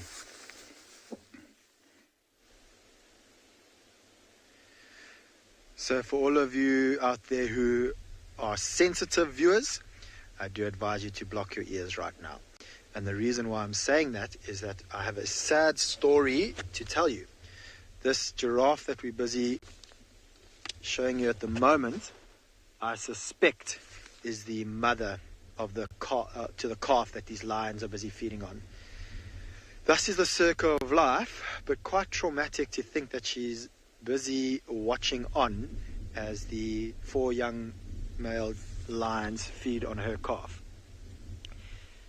And you can see she's trying to move around. She's been watching them for about 5 minutes or so, walking around, looking for a gap, looking to see who's around. I mean, maybe she doesn't know that they fed on her or killed her calf last night.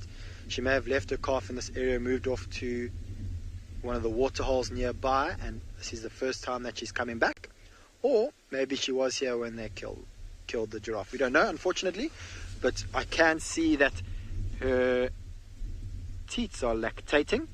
So this is a female that has a calf, and judging by her behavior and the fact that she's here by herself, I think that this is most certainly the mother to the calf that these lions are feeding on. Now, she doesn't actually know this, but that is exactly where I saw the lioness with the 2 young cubs go towards. And she is quite a large female. I don't think she's a fully grown female, but she's there and thereabouts, and could potentially be in danger from these lions. But I think fortunately they're going to worry about feeding on this calf. Butterfly, you are most certainly correct. The circle of life does most certainly hurt, and it is quite sad to think that she's watching on as her poor calf gets eaten. She's getting closer and closer. We've been watching her now for the last 5-10 minutes. We saw for the first time when she was about 200 meters away from these lions, and right now she's probably about 60 meters or so. So a young giraffe, it's very easy to hunt. They would hunt it just like they would hunt any antelope. A giraffe calf of about this age that they're busy feeding on would be about 6 feet tall, and they could easily trip that calf up. Now, a large female like the one that we're busy looking at the moment, if Marcel can quickly go back to her, a female like that would need quite a few lions to try and trip her down, and you'll probably find one or try jump up onto the back and sort of sway, dig the claws in and sway from side to side. Hopefully she'll topple over from the top, and then the others will bite down towards the legs and trip her. The moment she falls down, it's pretty much game over. It's not that easy for a giraffe to be able to stand up, and so once they're down, unfortunately, that is it for the giraffe. But they do have a defense against lions. They have a very strong kick, and they'll either buck or rear towards the lions, and the lions have to be very careful when they're hunting giraffe. because a kick from a giraffe could break a jaw, could break a rib, which could puncture a lung, and obviously any of those would be a fatal injury towards the lions. You may have noticed, for those bird lovers out there, if you look just to the right of her, there's a branch that's pointing straight towards her. There's a black bird, and that is called a fork-tailed dronga. And as she walks through the long grass, they're busy catching the insects that she's busy flushing out. And the birds that took off from her neck maybe about 30 seconds ago, those are the red-billed oxpeckers, which are the birds renowned for feeding on the ticks of most of the herbivores. Oh, the little cubs are playing with each other. There's so much action happening here. We've got a giraffe off to our left, and we've got young cubs busy playing and feeding at the same time. Quite interestingly, one of the adult female of this pride is watching in the direction towards that giraffe, probably more out of being curious than anything. If it was a young giraffe, she may get up and hunt it. Although they've got a meal, lions are opportunistic, and they wouldn't know when their next meal is.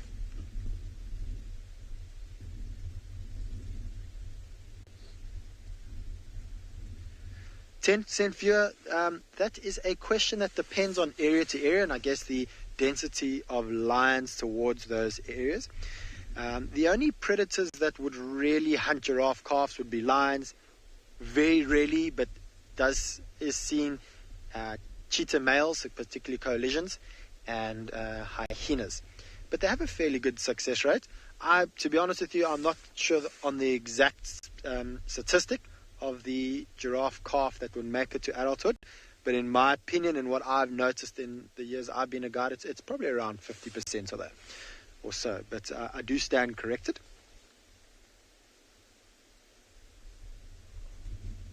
But particularly the first year of that calf's life, it is very vulnerable to the attack of lions. Unfortunately, it wouldn't be able to defend itself. It's not big enough and strong enough to be able to really defend itself against lions. And so it would have to hope that the adults are around. And you do sometimes see adults chasing lions off of the youngsters that they're trying to kill. It seems now that these lions are probably quite full, and that's why they're now playing with their food more than actually worrying about eating.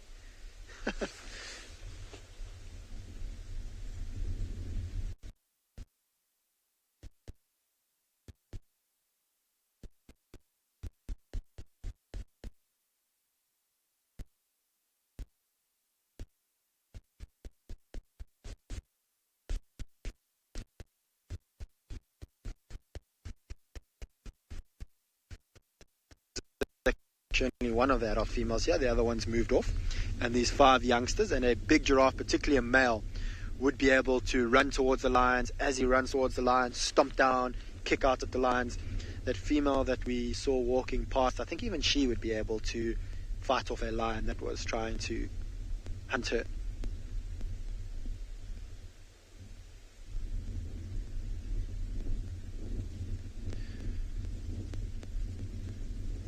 But one of the big advantages that a giraffe would have over all the other animals is that they're nice and tall, and they'd be able to see lions from a long distance away.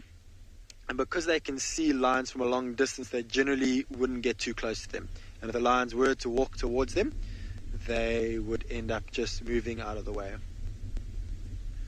All right, while we talk about one tall animal, let's head over to Steve, who I think has the largest land mammal on Earth.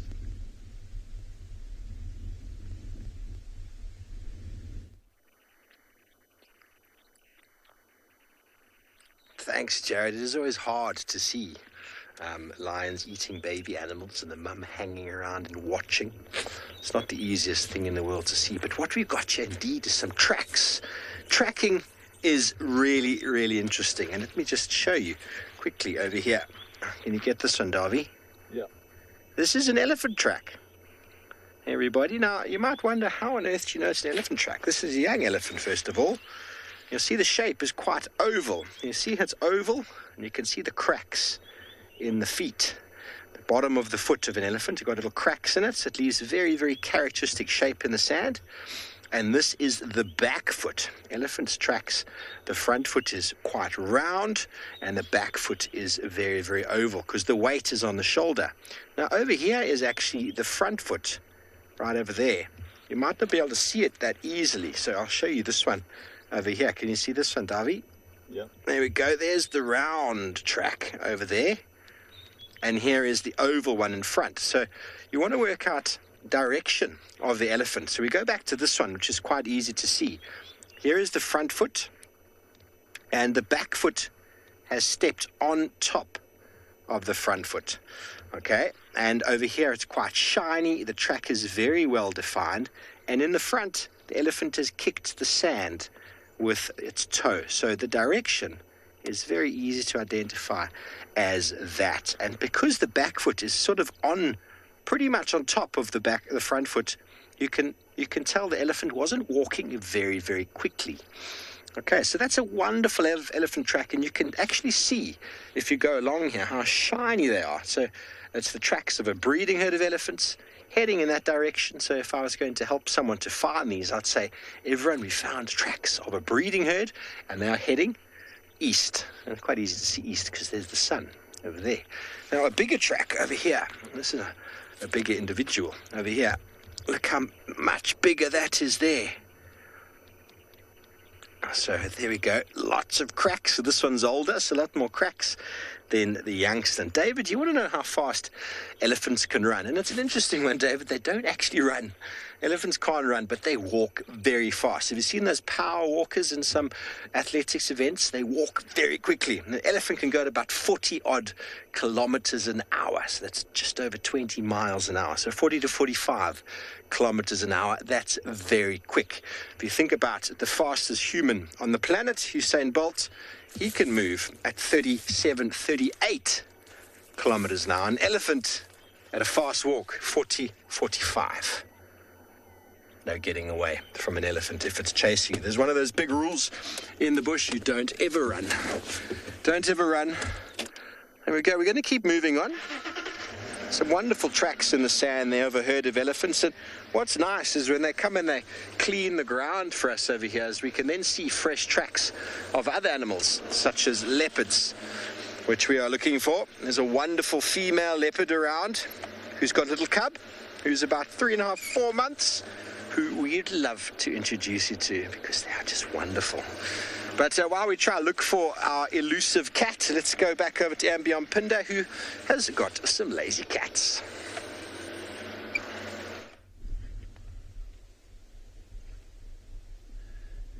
So to all the 10-cent viewers who are watching for the first time, please do send through your questions and comments in the comment box below.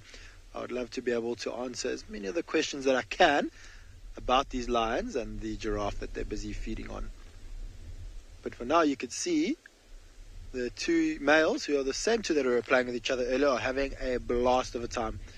They couldn't even care that the carcass is there. They're busy jumping over the giraffe carcass while they're busy playing with each other. I'm just going to see if I can reposition a little bit. It's going to move slightly to get you all a slightly different view. We've been looking at the same gap and the same part of the giraffe carcass. And hopefully we can get a better view of them busy playing. Hold on, everyone. Keep your hands inside the vehicle. I don't want you to get caught up by any of these thorn trees. Oh, that's a nice view right there.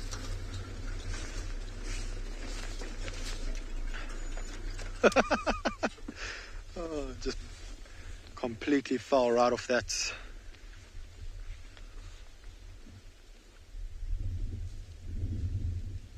Story, yes, most certainly lions will still fight over food when they grow up, and actually more so when they grow up compared to now.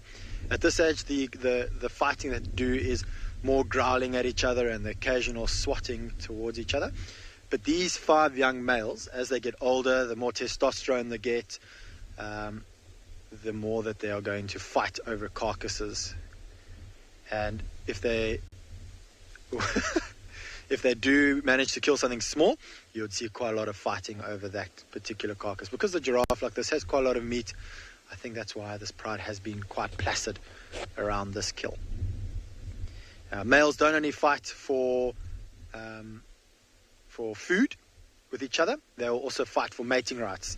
And over the next while, these 5 young males will constantly be trying to show the dominance over each other. And one of the ways that they do compete for dominance is by fighting with each other. There we go, pouncing on him. Oh, biting the tail.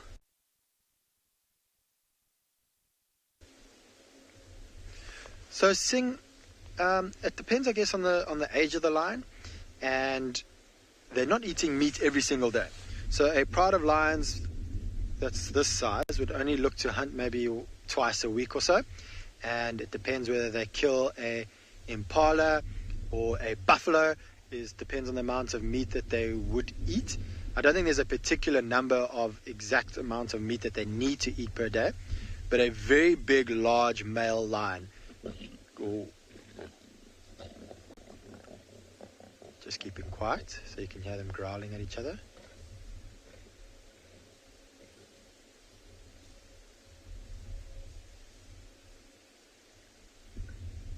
But a very big, large male lion can get about 20 to 30 kgs of meat in his belly. So clearly we are pretty close to the lions. I think one of the advantages is with the camera system that we have here, we are able to zoom in. So I do think we do appear to be closer than what we are. We have parked at a distance that I know is completely comfortable for the lions, and they're not going to react with us being at this distance. But we're close enough that we can see everything that is happening.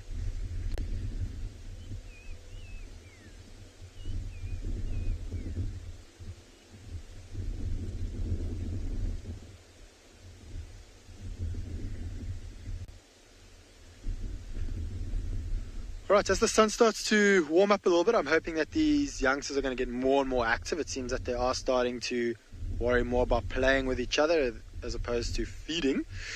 But while we sit here and wait to see what they're going to do, I believe Trish is busy driving in a riverbed.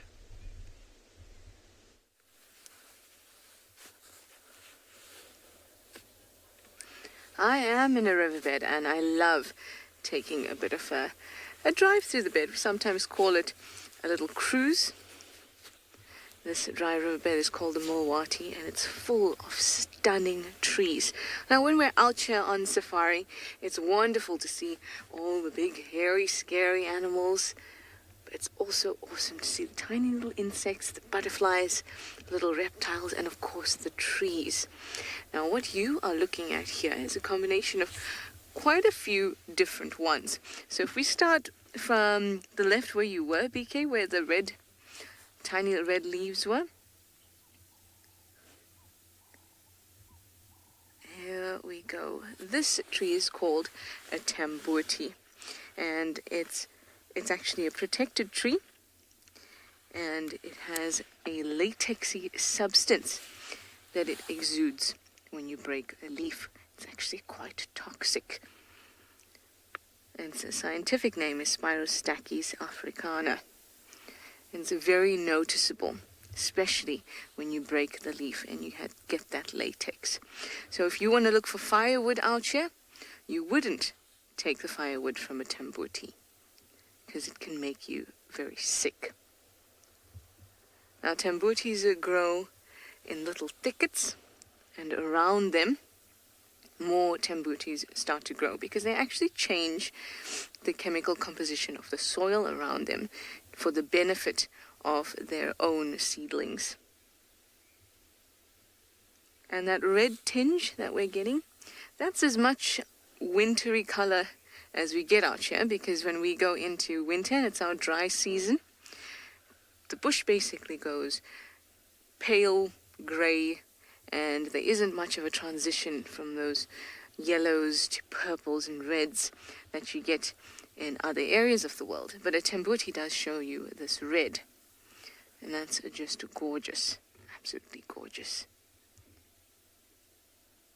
Now if we come, actually, BK, I'm going to swing you across further left, all the way to the tallest tree that you see. More. Further across. Whoa, there we go.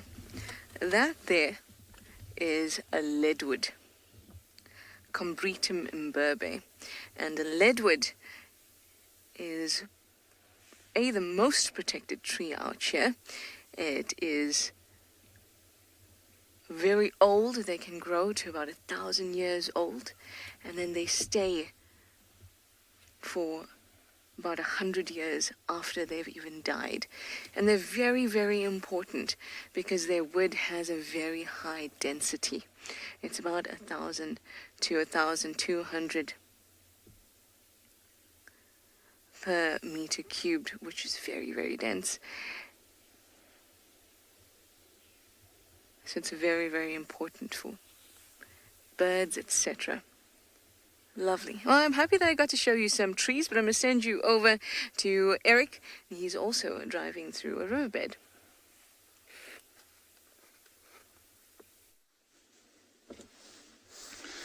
So we have come down to the pretty famous Timbavati riverbed. It's basically the largest river that cuts through Ngala. At the moment it's completely dry, so it's just a sandy patch that you can see ahead of us.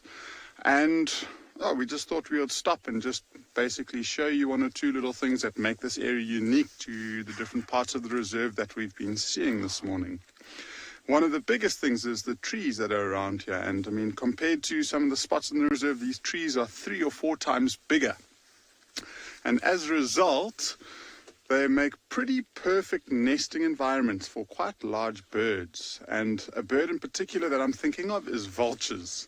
And we've just been watching a vulture fly around, and we think that it's trying to look for some sort of nesting site, because it's got a branch in its mouth and it's flying from treetop to treetop to treetop. And we'll see if we can see it again. I'm sure it hasn't found a suitable spot yet, but just to kind of give you some sort of reference points. Owen's looking at something. What do you see? Okay, there's some monkeys we can see if we can get. But just quickly to show you, this is the area that we're in, this big blue line that cuts the reserve practically in half. And we're somewhere around this spot. We were watching the sunrise over here this morning, and we've done a big loop around here. And so we decided to come down into the riverbed. And can you see those monkeys again? I think they might have disappeared, unfortunately. It'd be really cool to show you them. Those monkeys are sometimes quite important for us if we're looking for large animals, like the leopard and the lion that you've been seeing this morning. Those monkeys give off very specific alarm calls, and we might be able to pinpoint where a predator is coming from. But within this area, I mean, we've got some pretty unique trees. This one here on the left is called an apple leaf. Emma, you're asking if we get snakes in our reserve, and absolutely, yes, we do. At the moment, because it is so cold, most of the snakes are resting up and almost hibernating. So the only time we might see them is if they come out into an open patch of ground to sun themselves. And the most common snake that we see at this time of year, I guess, is a snake called a puff adder. It's a very, very slow-moving snake. So we get to watch it if it's on the road. It's really cool. It's almost like a rattlesnake in a way.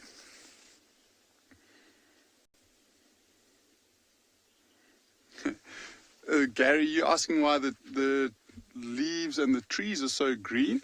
So we've got some trees that are evergreen in this area. So that one that Owen's focusing on is a Cape ash tree, and that keeps its leaves on throughout the whole entire winter time. But the tree that you're watching with Trishala is a tambuti tree that we do get along the river, and they drop their leaves at this time of year too. We're in the process of changing from seasons, and so some trees are starting to change and drop their leaves, and others are taking quite a lot longer. But you got deciduous and non-deciduous trees, and most of the trees along the riverbed tend to hold green a lot longer because the water level is much higher up, and so their root systems go down into the water where they can capture water that trees in different parts of the reserve might not be able to get to. So they tend to keep the supply of green and the supply of nutrients for a lot longer than the other trees in the winter time. And if you can go to the left with that Tamboti, just to show you the change. So this is a Tamboti tree that we'll get to now, and the colors are actually quite beautiful because we're getting some beautiful backlight on it. And this is a tree that I'm sure you saw with Trishala, but just look at the different colors, especially around the fringes of the tree. You're starting to get that slightly yellow and orange color in the leaves. And I'm sure within the next couple of weeks that will completely drop off. But 2 or 3 kilometers away from the riverbed, most of the Tambotis have already lost their leaves completely. And so this is a really nice example to show you how much a tree depends on water around it.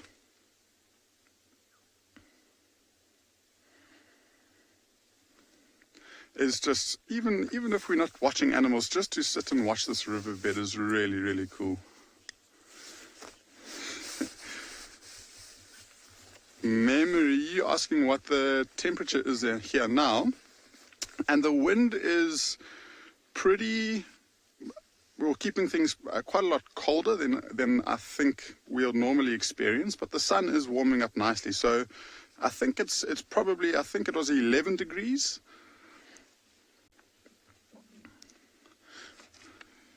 Okay, so we are going to sit in the riverbed and maybe just soak up the sun for a little bit longer, see if we can warm up ourselves. We'll send you across to another animal who's doing the same.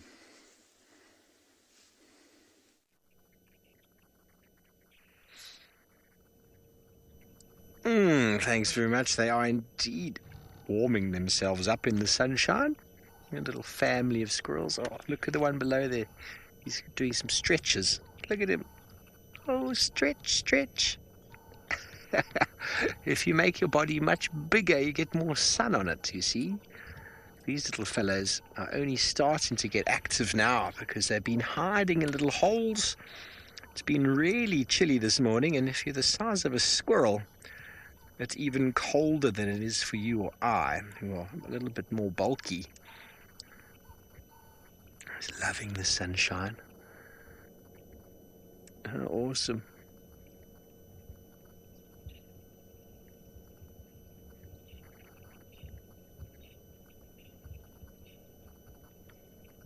And there's one doing a bit of grooming at the bottom, looking at his friend, going, time to play.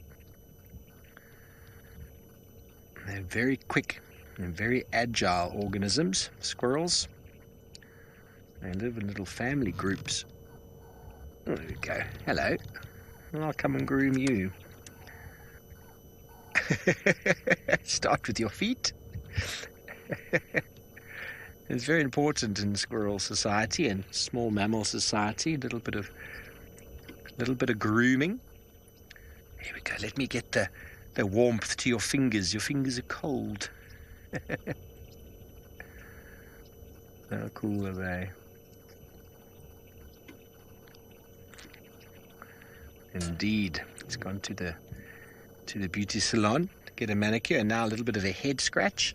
We all like head scratches, don't we? That's for sure. Using the teeth, squirrels have got very, very sharp and powerful teeth for breaking open nuts and fruits. And here, utilizing it to clean the fellow,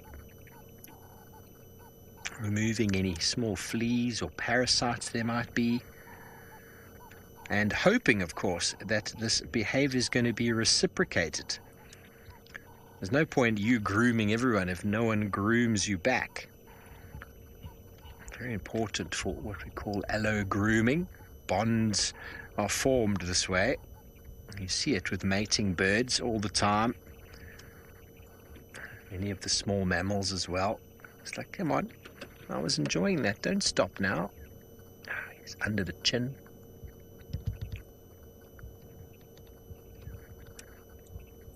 You know that feeling when you get out of bed in the morning and you just bask in the sun. You're too cold to do anything else. Frozen stiff.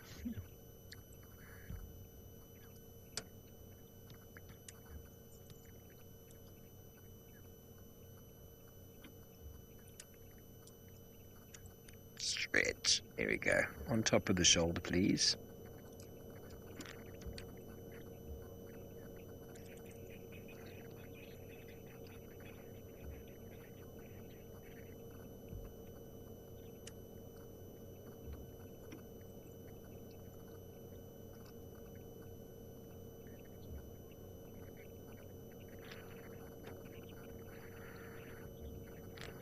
we're going to stay right here basking in the sun with these squirrels, and we're going to send you over to Trishala, who's found some antelope.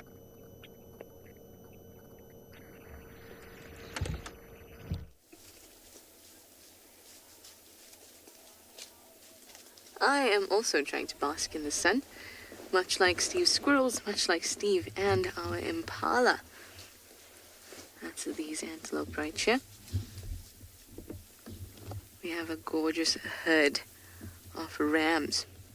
These are males, you can see from their horns.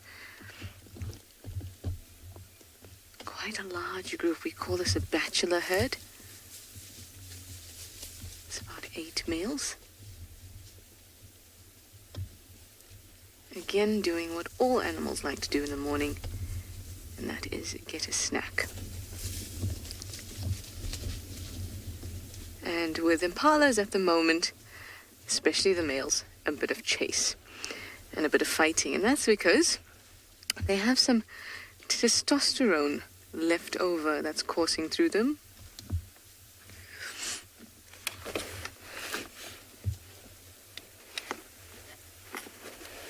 When it's breeding time,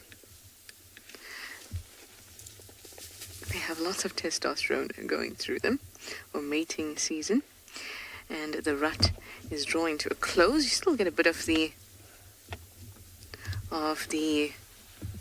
behaviors associated with them because of the chemicals that are left over, but not as bad right now. Hi, Fossil. How are you? You'd like to know if antelopes only eat leaves. No, they don't. So an antelope is a really broad kind of umbrella. There's so many different types of antelopes that have different feeding strategies. But generally, we get grazers and browsers. So the ones that eat leaves would be browsers.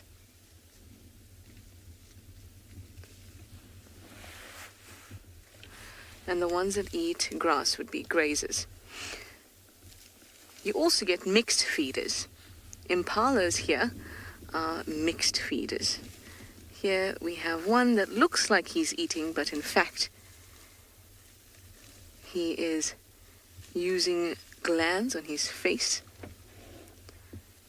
and thrashing or semi-thrashing against that bush. Now, it spoke about the rut. So the rut happens around May, and the shorter day lengths kind of trigger a testosterone production in these males. And that production gets them to be a little bit more aggressive and obviously pursue females to mate. So now we're at the tail end of that, but there is a little bit of that still coursing through them. And that's why you're getting these behaviors that are not quite deliberate. They don't really want to fight. They don't really want to chase each other. But something in their body is telling them to just be a little bit aggressive. And thrashing the bushes, like a lot of them are doing at the moment. You can see right there.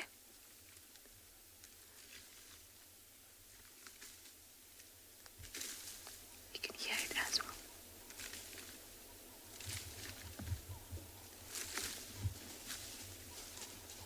Behavior like that is also a result of feeling a little bit aggressive still. Oh, and we're all off.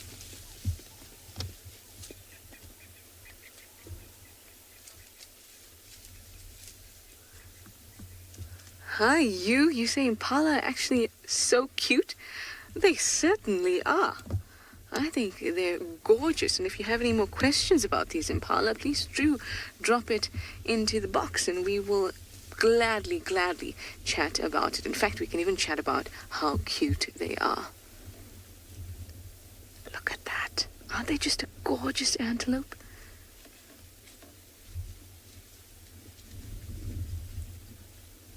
Their horns are stunning. And they're just a very beautiful form. Gorgeous, very delicate and strong at the same time. Anyway, let's send you over to Steve and his sunbathing squirrels while I check out the hyena den one more time.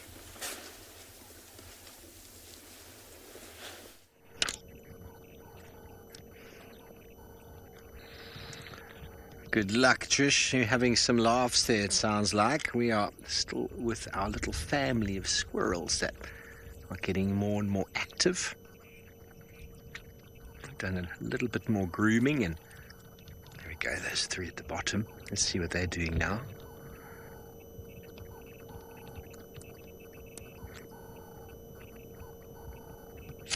A little bit of grooming for everybody.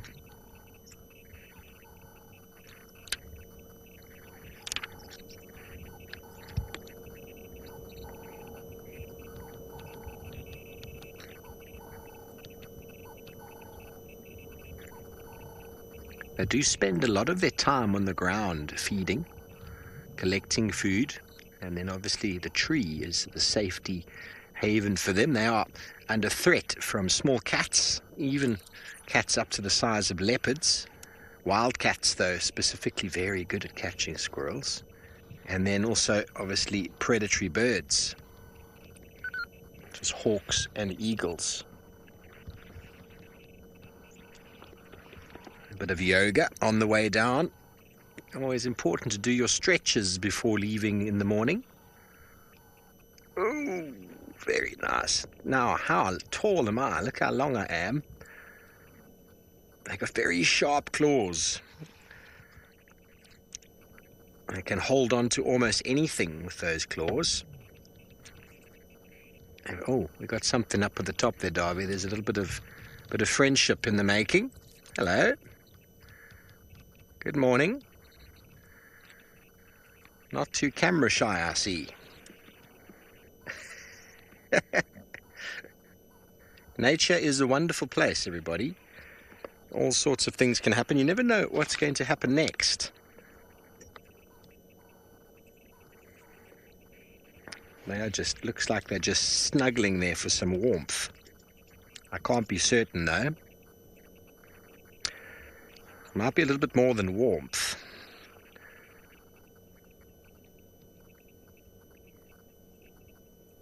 I think maybe he wants a piggyback ride down the tree. Darby, what do you think? Maybe.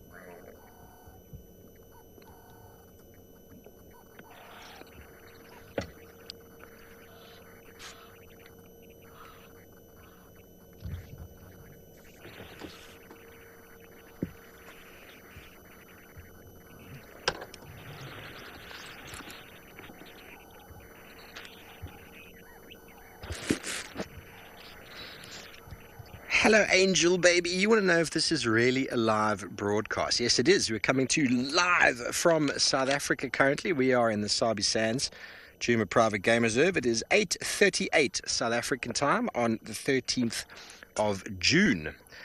So if you want to double check that, I suppose answering your question directly will show you that we are live.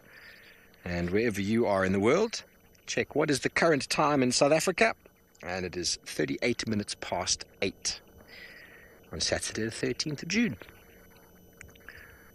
Live images coming to you from the wonderful African wilderness as our family of tree squirrels all slowly makes their way down the tree to begin a day of foraging. They've been snuggled nice and warm and tightly in their burrow in the tree, and only now starting to get active as the warmth of the sun is able to warm them. Small little critters like this really do lose heat very quickly, so they've got a very high energy demand when it comes to food.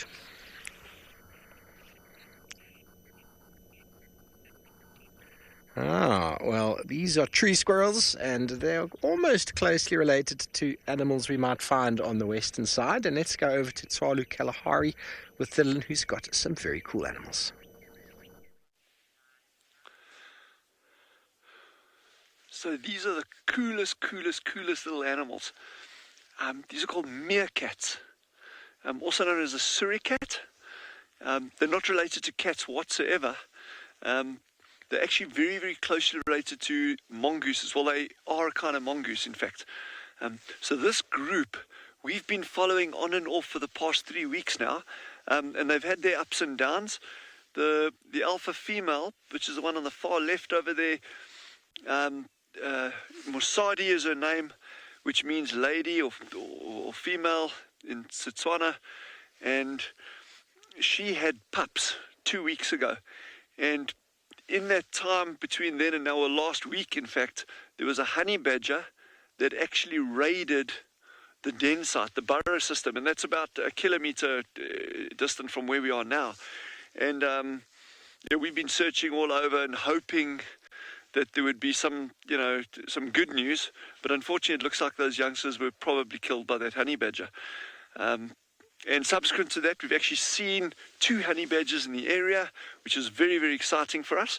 But it also just points to the fact that these little animals are susceptible, very susceptible to predation. And that probably also is one very important reason why they're always so vigilant. I mean, you can see how this entire group is sitting up, constantly looking around. That by standing up like that, it just gives them that little bit of extra height, looking over the grass. But obviously, I mean, it's not a given that they'll be able to see a predator. I mean, you can get snakes coming in, you can get eagles that'll prey on them. The one good thing in their favor, it's been so cold the past couple of days that snakes and other reptiles, like you get these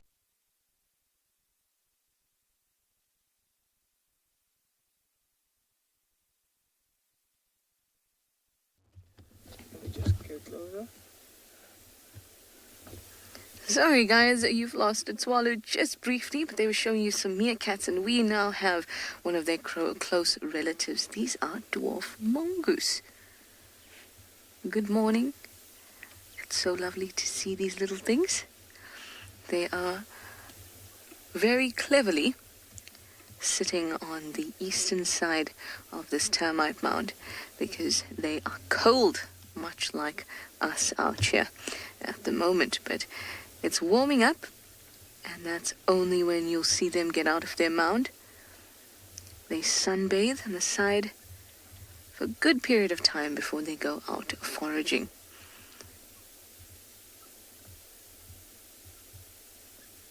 Now, their small bodies means that they lose heat very quickly, so they have to warm up properly before they get out and about.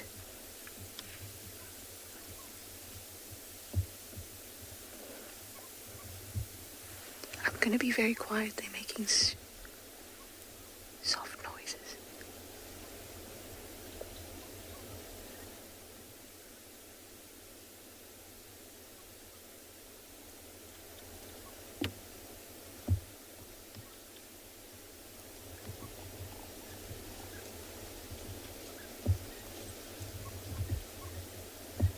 It's quite a soft but high-pitched squeak.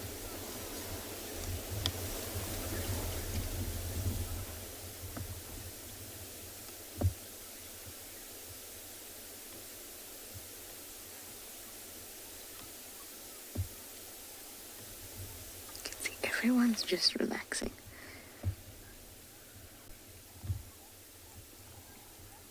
As they start to go out and forage and they communicate with each other a little bit more, that squeaking will become louder and we might be able to hear it.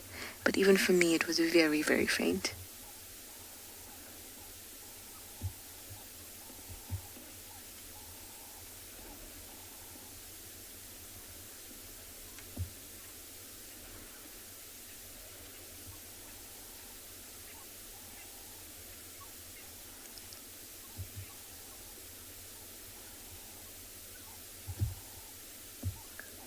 Hi, Jerry. That is a really important question. You'd like to know if all these small animals are related to rodents, such as, I think you mean this dwarf mongoose or the meerkats that we're seeing at Tswalu. I can understand why they would look like they're related to rodents, but they're not. They are carnivores, so they're in the order Carnivora. In fact, these guys are the smallest carnivores that we get. And when I say carnivores, I mean from that order, Carnivora. So dwarf mongoose as well as other mongooses, white-tailed banded, and the meerkats as well. They are part of the family Herpestidae. And those are the closest relatives, the animals that I had just mentioned. But they are carnivores, not rodents.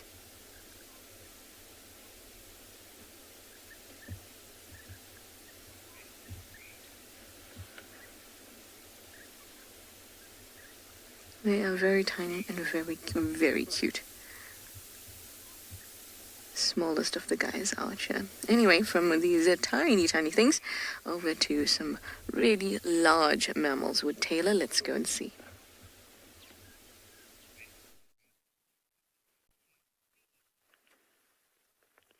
So you may remember earlier on this morning, you joined us on Pridelands with a big herd of buffalo that were just starting to wake up.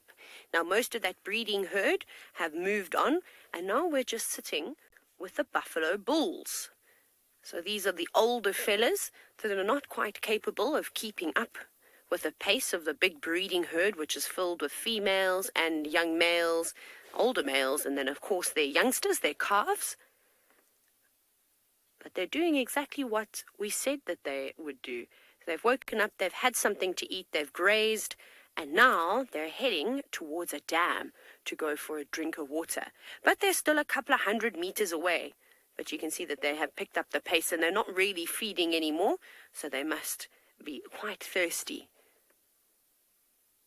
You can see how enormous these animals are. They are such powerful creatures. This is where the lions needed to be. Those lionesses were going in the wrong direction and perhaps did not pick up the scent of that breeding herd, but that might change. They were very, very busy, but we lost the lionesses in the grass. The leopards all disappeared. You can imagine they were quite nervous.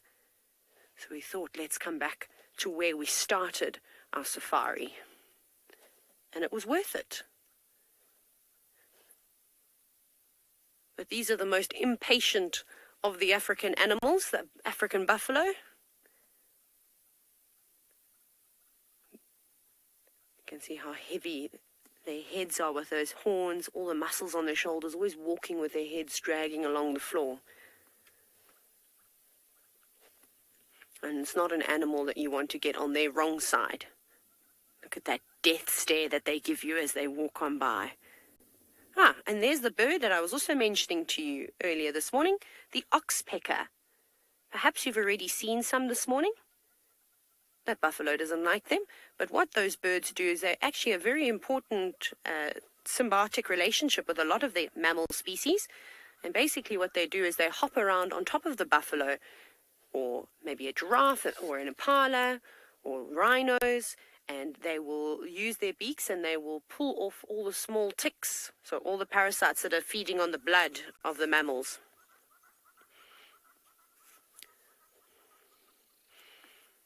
And I think that's one of my favorite symbiotic relationships. Yeah, nature is unbelievably amazing. And the more you sit and watch, the more you learn, which is what I love the most. So you can never get bored when you go on a safari. Even though you might be seeing the same species of animals over and over, they will always do some type of interesting behavior. Something is bothering that buffalo. He's swishing his tail quite a bit.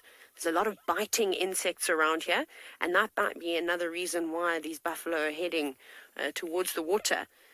You can see bits of mud caked on their bodies. They love to wallow around in the mud, and that will put a thick layer on their bodies and help protect them from all those biting flies and other creatures. Now, I just need to quickly turn around because we are facing the wrong way. But I'll get you another view of these buffalo in just a second. This is so awesome. Right, we're going to head in the direction of Leopard Dam and catch up with those buffalo. Off you go back across to Pinda, who have managed to keep their lions.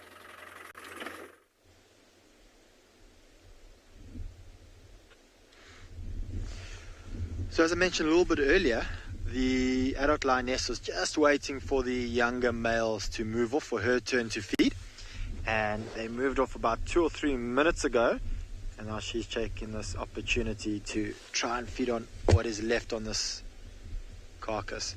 Now, one of the males did try and approach maybe a minute ago, and she was not happy with him being around, and she grunted and growled at him, and he ran off with his tail between his legs. And it seems like now the entire pride is completely passed out in the long grass. We unfortunately can't see them where we are from here. They are maybe about 10 meters to her left. Now, something we have noticed is that this female has quite a lot of scratches on her, and she's bleeding in quite a few parts of her shoulder, her flank, and even towards the end. And so I do think that one or two things happened. One, maybe there was a bit of a scrap over this giraffe carcass last night. Or two, with that lioness with the 2 cubs being here, she was quite grumpy with the pride this morning when we arrived.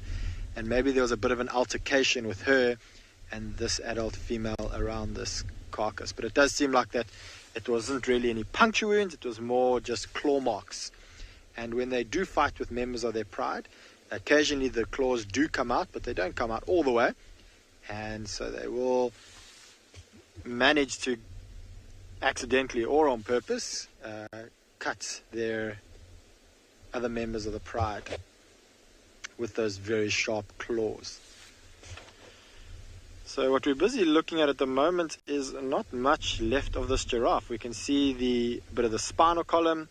One of the legs has been draped over the spine there, and she's just been standing up and moving the carcass from side to side, trying to find what little exposed meat there is. She has also even been feeding on the hide. Not something they typically feed on. They ideally do want to just look for the meat because that's where most of the protein is. But once they do start to run out of meat, and if they are still hungry, they will feed at the hide, so the skin of the animal.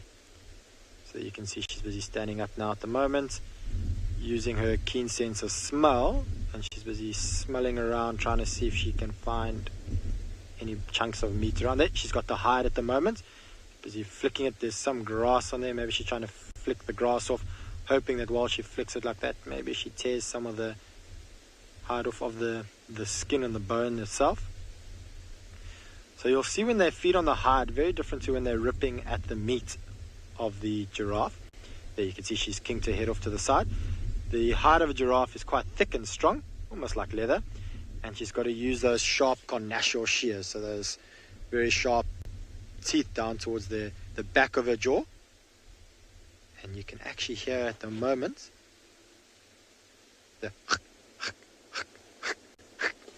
that's her cutting away with those sharp carnassial shears, trying to get chunks of that hide to swallow. You see she just stops and looks around from time to time. And you also notice while she's feeding, her ears are pinned backwards. And by pinning her ears backwards like that, she would be able to hear if any other predator comes up from behind her. So she can see what's in front of her. She's listening to what's behind her, because also while she's busy chewing away, she's making quite a bit of noise. And so that would direct straight into those ears.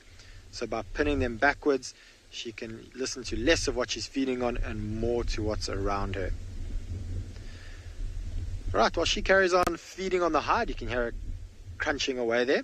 I believe Eric at Beyond Ngala has a massive herd of impala.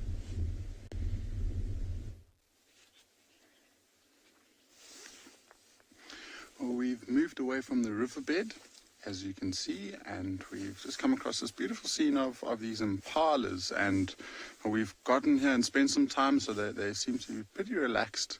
But there will always be one of them, at least one of them, watching us. The rest of them have started to lose interest. But what we felt quite interesting is how close knit they were together. They're all in a very, very, very tight bunch. And I think it's for a number of reasons. I mean, TRISHALA earlier was talking about the rutting season. So I think it's definitely got something to do with that. Within this small little herd, there's one male who might just be out of shot. He's hiding behind the bushes a little bit. But I think an even bigger factor this morning is the weather conditions that we're experiencing. And I mentioned how windy it is down in the riverbed. Now, if you look around them, they're in this small little, almost like this barricaded section where the trees are creating this perfect wind barrier.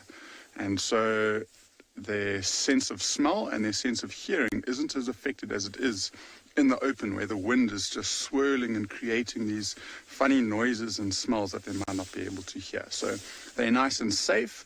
And then with the wind, I mentioned how the wind is very chilly and dropping the temperature, and you can just see how all of them are basically in the sunlight, giving themselves some warmth. Memories, you asking if the female impala will fight? And I've never really seen it myself. I've never seen them competing against one another, so I doubt that they will. I think they have got this mutual respect for one another. They don't necessarily compete against one another for anything. There's lots of resources around, lots of water, so there is no need for them to compete against one another. Completely opposite with the males, though. I'm sure you've been hearing about how rams fight.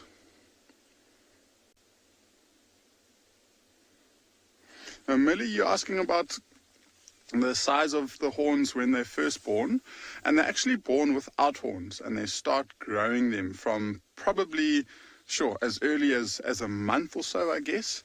If we can, on the left-hand side of the herd, just show you what a young impala male looks like.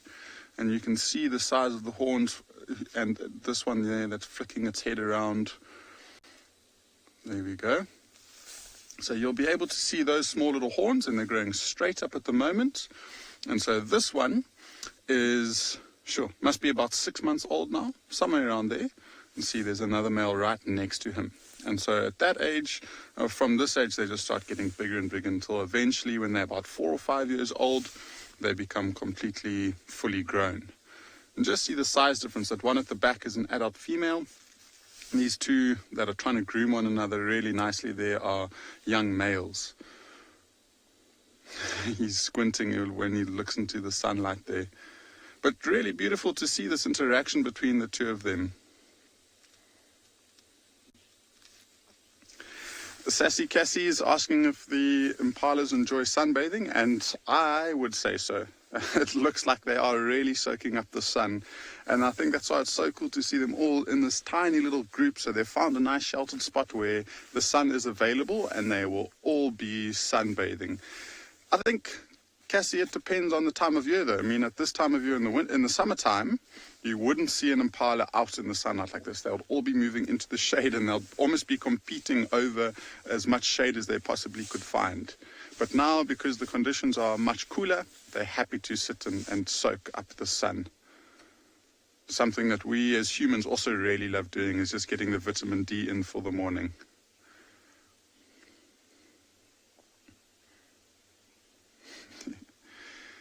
Yeah, so it doesn't seem like these impalas are up to anything too exciting. I think they're probably going to be sticking around here for probably the majority of the day. So we'll keep on continuing driving along the Timbavati River. And whilst we drive, we'll send you across to TRISHALA, who's got some mongoose.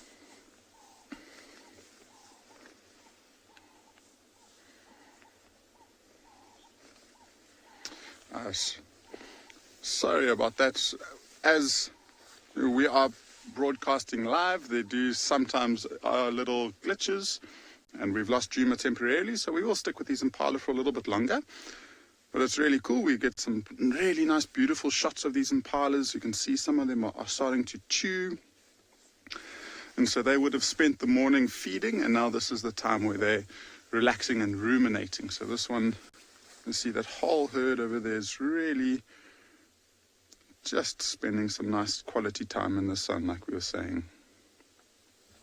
And this is when, impalas are one of those animals that we tend to drive past a lot. You don't get to see them like this very often. So to see, what I just love about impalas is the detail of the colors around the eyes. And that one with the small horns, you've got that white stripe, got the beautiful different tones of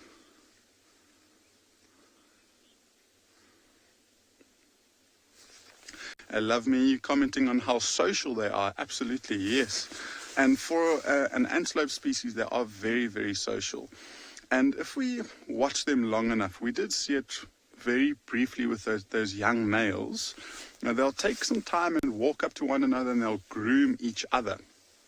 And they tend to groom around the neck and the face into places that they can't really reach themselves. And that just helps get ticks and parasites off of them. So there's a whole bunch of reasons why sticking in a big group like this is beneficial for them. See that one just off to the left of the screen there? You can see it grooming itself. The very next breath it could walk up to another individual and groom a different individual. But, you know, with a big group like this comes lots of eyes and ears, lots of noses to pick up any sort of smells. And so for a predator to sneak up into a group like this is really, really hard.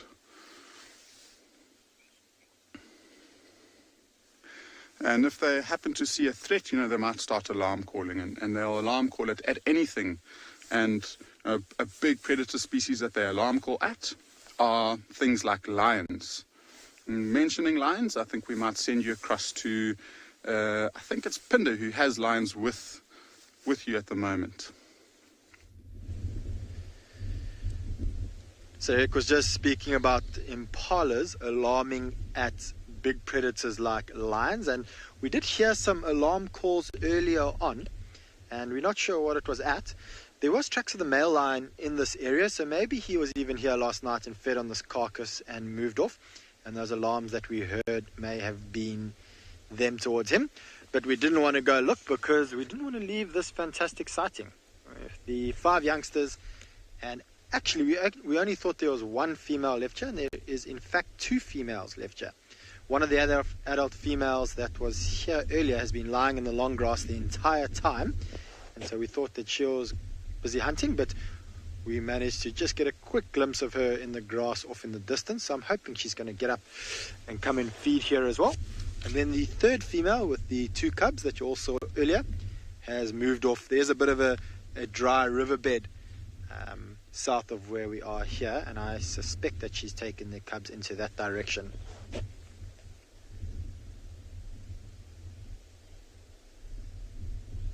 So Ben, I was just saying, I think the males were here last night when they fed on this carcass. There was tracks of a male in this area, and very close to where we are now.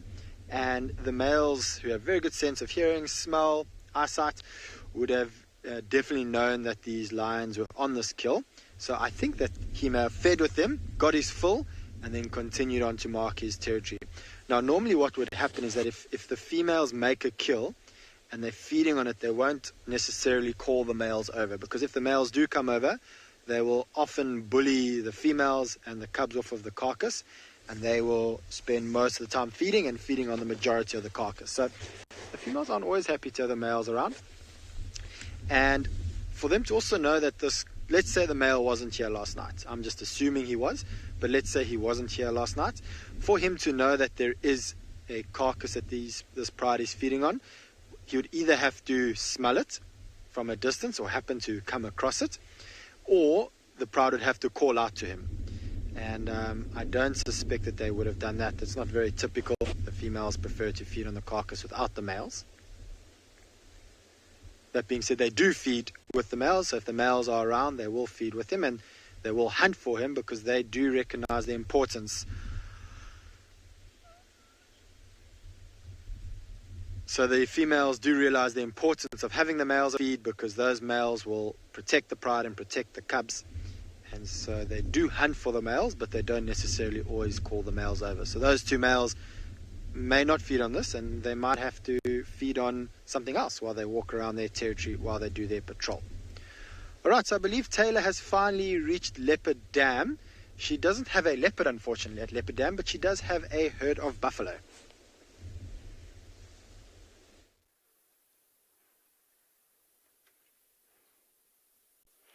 Yes, we do. And just as you were saying, the importance of male lions is to protect the cubs. Well, the importance of buffalo bulls is to also look after the herd. But they're not doing a good job at that today. They're very focused on drinking some water after that long staggering walk that they've done from their resting point this morning. But we are at Leopard Dam. It is a beautiful big watering hole, and it attracts many, many animals. Now, because we're going into winter here in South Africa, in this area, the winters are very dry, so we're not going to get any more rain. And if you look at that buffalo, you can see how thin he is. You can see his hips are sticking out. He doesn't look very well. He doesn't look as fat as the other buffalo. He's already lost condition. This is normal for this time of the year because all the grass and the other vegetation, although buffalo mainly eat grass, doesn't have as many nutrients in it. They start to wear a bit thin. But this is good for the predators. So this is just the way that nature works. If you're not fit and strong enough to survive through the tough months, then unfortunately you're going to fall as prey to the lions.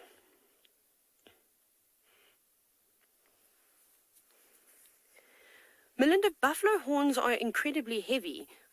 When you're out walking in the bush every now and then, you might, well, actually not every now and then, quite often you'll come across a buffalo skeleton because they do fall victim to lions all the time, and it's normally a big buffalo bull like this. And if you were to pick up the skull, the head, oh my goodness, it must weigh more than 10 to 20 kilograms, somewhere around there. Those horns are difficult to say exactly how much one will weigh, is because every buffalo is different. So it depends on their genetics, and you can see the size difference in each buffalo. So not every buffalo will have the same weight of horns, but it's heavy. It's very, very heavy. As it obviously gets old, because that's all keratin that you can see. That's what the horns are made up with. So very similar stuff to what our nails and our hair are made of. That becomes quite light, once it's not alive anymore, and it's just a skull. But it is very heavy.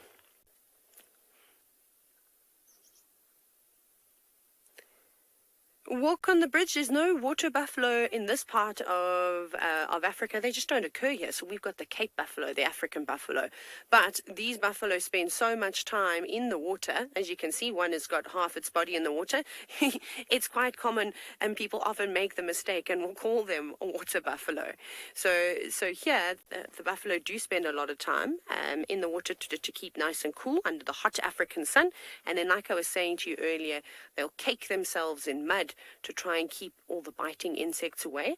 And then also it will suffocate the ticks that are living on them and that are feeding on them. So the oxpeckers obviously can't groom them and remove all the parasites, so they've got to do other things to try and help protect themselves from sort of the smaller critters that might annoy them. You can see that buffalo at the back. He's at a good old wallow. But it is a nice day, and there's some great wallowing spots where they can lay just out of the wind and keep warm in the sun too. The wind is starting to pick up now, so perhaps the scent of the buffalo will waft on down to the south where those lionesses are hiding about. So this afternoon could be a great opportunity to come back around here. And that's what happens in dry season, is that predators will just tail these buffalo. Lee, yes, lions, if they can, will try and hunt every single day. So they are opportunistic feeders. And what that kind of means is that whenever there is an opportunity to catch something, they will try. Lions are not the most successful hunters. It takes them a couple of goes before they eventually bring their prey down. They've got so much against them. They'll often try and hunt with the favor of the wind blowing down in their direction to hide their scent. So on windy days, it also muffles the sound quite a bit. If you think about it, you can't hear very well on a windy day. And that's also why something like a buffalo might become a bit more nervous and on high alert during these conditions. So like those lionesses were marching through the grass desperately looking for something, they've probably been trying to hunt something all night long and haven't been successful. So they may lay down and rest and then try again a bit later. But if they are just resting and a warthog or an impala or something comes on past them, they'll definitely jump to their feet in a moment's notice and try and catch their prey. But the buffalo are not having a wallow just yet. They've had a quick drink and they're going to move out to the open plains to continue grazing. Off you go across to Ngala, where elephant is down in the riverbed.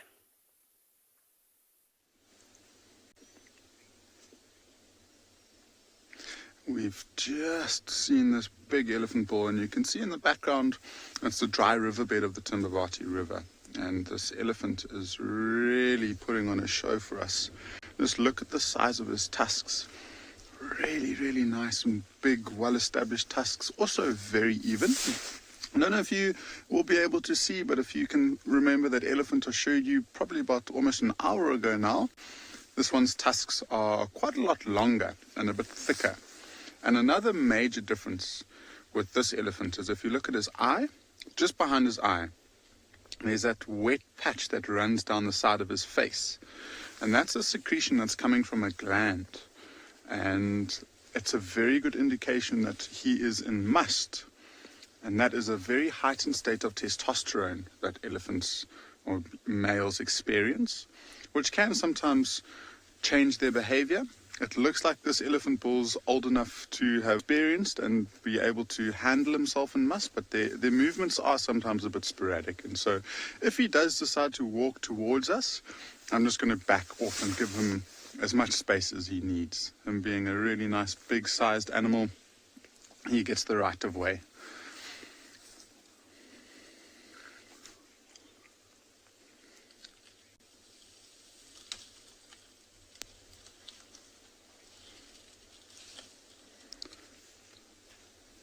See, he's moving over the branch, and he's just trying to get to as much of the green leaves as possible.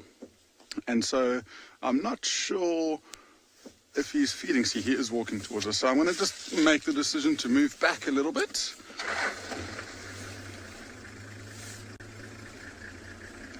And he's probably very relaxed with us, but we just want to make sure that he's got enough space so we don't feel like we're cramping him in at all. Now he's turning and showing us the proper end of an elephant.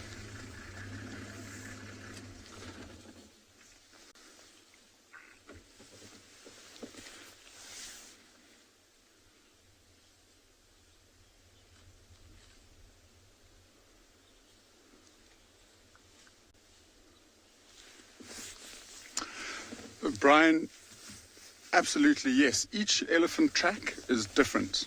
And if you look underneath an elephant track, it's basically a very, very hard layer of skin that cracks. And each crack is unique to an individual elephant. And so if we were on foot tracking this elephant, what we'll try and do to ensure that we're following the same elephant is to look at the individual footprints, which I guess is you can compare to the uniqueness of human fingerprints. And you'll try and find specific markings within the track that will tell us that this is this elephant. And it will sometimes be a long straight crack along the track. Sometimes you'll look for different patterns. I remember once tracking an elephant who had, within his track, it almost looked like small little line tracks within his track. And so we would look in nice clear patches of sand, you'd look at the track, you'd see that small little line looking pattern, and you'd know, cool, we're following the same elephant. Especially in this area where there's so much elephant activity, trying to track an individual becomes quite tricky, and sometimes they cross over one another and you find different tracks of different elephants. So it is quite important for you to take note of the size of the track and also the patterns within the track. You might spend some time tracking.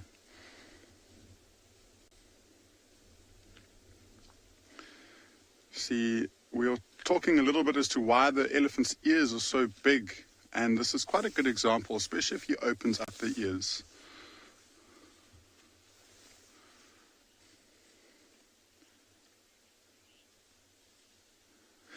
The Pooba, you asking if elephants have got big brains, and absolutely they do.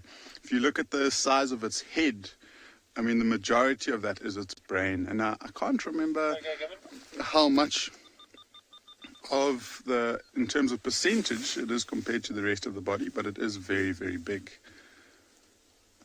You know, with their big brains comes a really, really good memory. And I think that's probably one of the things that elephants are very well known for, is their ability to find waterholes that they could have visited years later. And within this area, there's so many different unique game trails that lead from place to place. And these elephants have got this amazing mind map of where all of these game trails lead to. So in times of serious drought, they'll be able to find water relatively easy because of that good memory of theirs.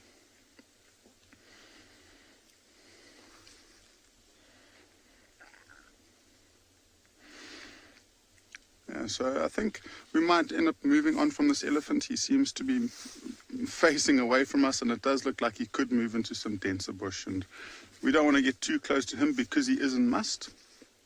So whilst we carry on and look for something else, we'll send you across to Djuma, where Trishala's got some cute little mongoose waiting for you.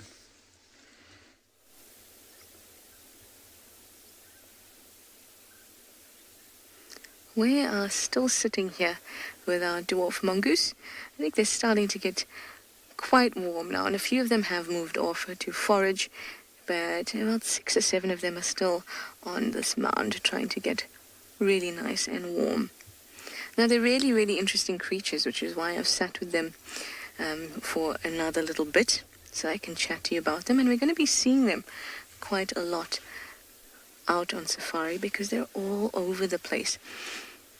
And their groups can get quite large, to about 30 individuals, sometimes a few more, sometimes a few less. So I thought it'd be a good idea to stick with them so you can have a look and know exactly what they are next time you join us.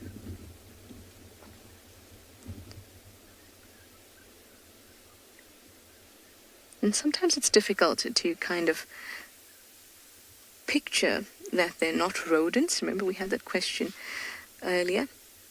And if you do have any other questions, please do pop them into the question box. We would love to chat to you. But because of their shape and their size, they do look so much like rodents. But as we spoke about before, they are in the order Carnivora, not Rodentia, which are the rodents.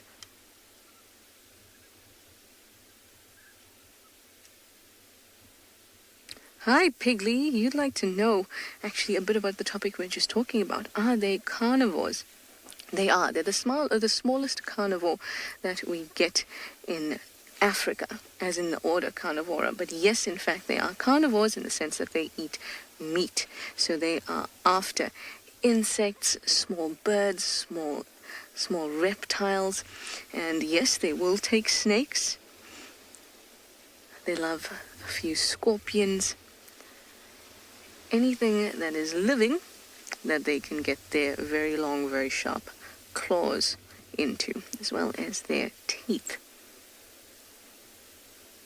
Now they go about foraging on the ground, looking to flush out any insects, other creatures that may be in the grasses that they can eat. And they do this with the help of hornbills, red and yellow-billed hornbills that they sometimes even wait for. Now they have quite a good relationship. Hornbills will sometimes go onto a mound and almost try to wake mongoose up in order to say, hey, let's go out foraging, you're sleeping too late. And mongoose are known to only get moving once they're warm, regardless of the time. If it's freezing at 9 o'clock in the morning, they will not be out foraging. So the hornbills sometimes come over and say, hey, let's go. And as the hornbill kind of moves around with the mongoose, the hornbill can take advantage of what the mongoose are flushing out and can't actually get to. Maybe they flush out flying insects and then the hornbill goes for it. Those type of things can happen, and that's why they often forage together. And in exchange, these mongoose get an extra set of eyes for protection, because there are a lot of aerial predators that wouldn't mind a mongoose meal at all. In fact, even a leopard would take a mongoose, like our girl Tlalamba. She is a leopardess that I was hoping to find today. In fact, I will still go up towards another area and look for her before drive ends. But even she has gone for mongoose before. Now, not all animals like to eat mongoose because they do have an anal gland. So they may not be particularly sweet smelling to creatures. They have scent glands, so they have a very particular scent But still, food is food, and animals out here will go for them. So they need protection, and they have that in the form of a number of adaptations, like their long claws, their eyes that are specially adapted to looking on the ground for any type of meal, while also being able to keep tabs on what's going on above them, and in the form of those hornbills that are around as an extra set of senses.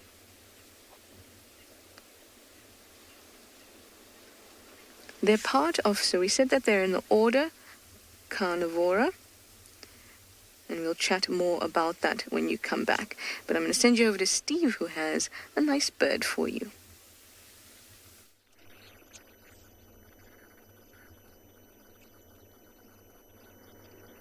Welcome back to us, everybody. We've got a beautiful little bird called a little bee-eater.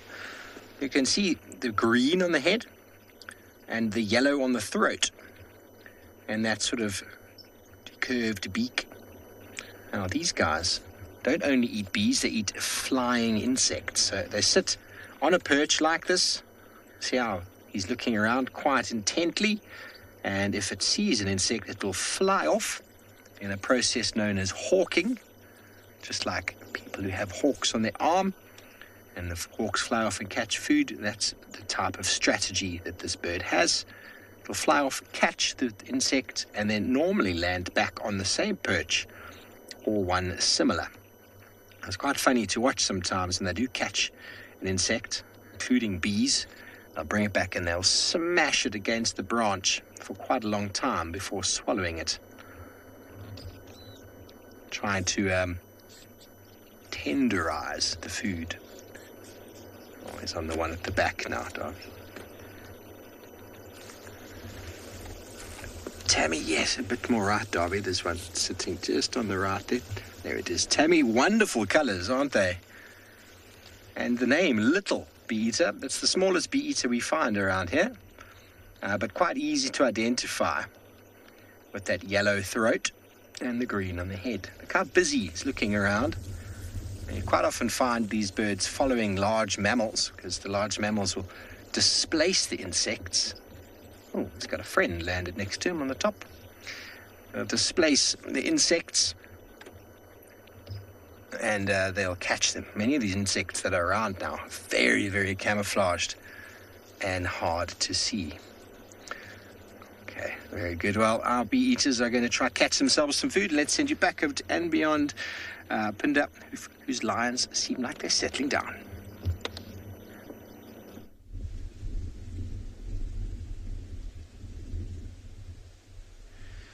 So it seems like the lions have had enough of feeding on that giraffe carcass. And they have moved off. We're probably now about 300-400 meters away from where they are. They've gone in an easterly direction away from the carcass. And I think if they carry on walking in this direction, maybe about half a kilometer away, there is a pan. And maybe she is thinking of taking her and her 5 cubs towards the pan for something to drink. I'm not actually even sure if there is water in that pan. I haven't been there for a while. But I'm sure after feeding on the carcass all night and all morning, they are very, very thirsty. But she's a bit grumpy at the moment. Every time the cubs get a little bit too close to her, want to play with her or have her groom them, she gives off a deep growl. So I'm hoping she might do so for you now, so you can hear how deep the growl of a lion can be. Let's listen.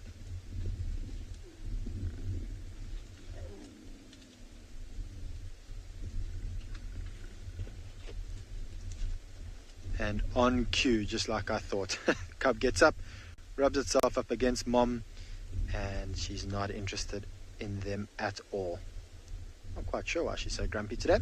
Normally, after feeding on a carcass, the cubs would go over to her and she would groom them and clean off any blood or bits and pieces from the carcass that they're unable to clean themselves, particularly around the cheek, the back of the head. But right now, she is not in the mood to be a good mother. Shame the one cub's busy flicking off flies and accidentally flicking her in her face with their tail.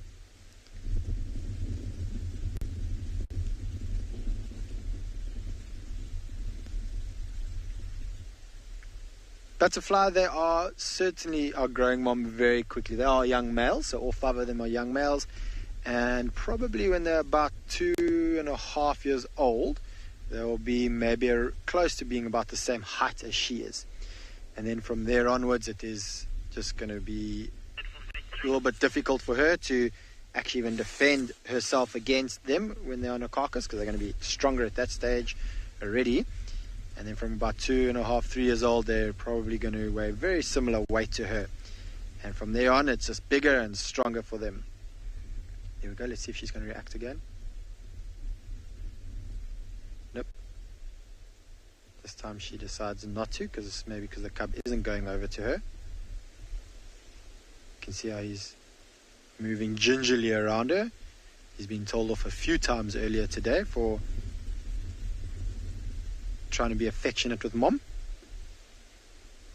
can see how alert she is. It is quite a windy day today, and when it's windy like this, they are going to be getting the scent of all different animals in the area, potential prey, maybe even other predators in the area. And so on a windy day, you do find that the cats tend to be quite a bit more alert of what's around.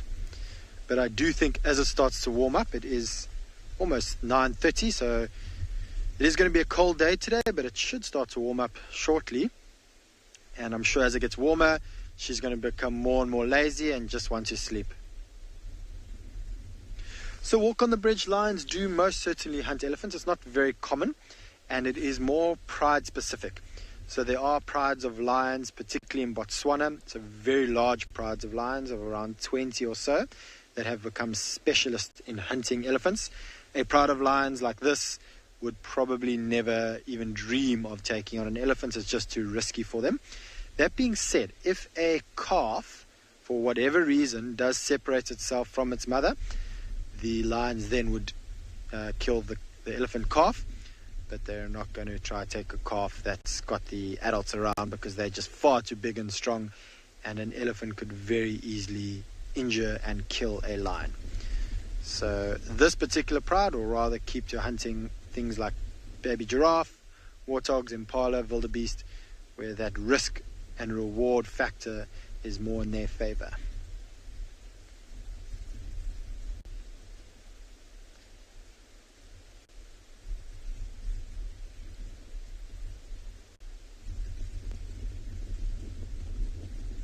All right, well, talking about elephants and hunting elephants, although I'm sure the elephant at Ngala isn't being hunted by any lions, let's head over to Eric, who I think has an elephant bull for you.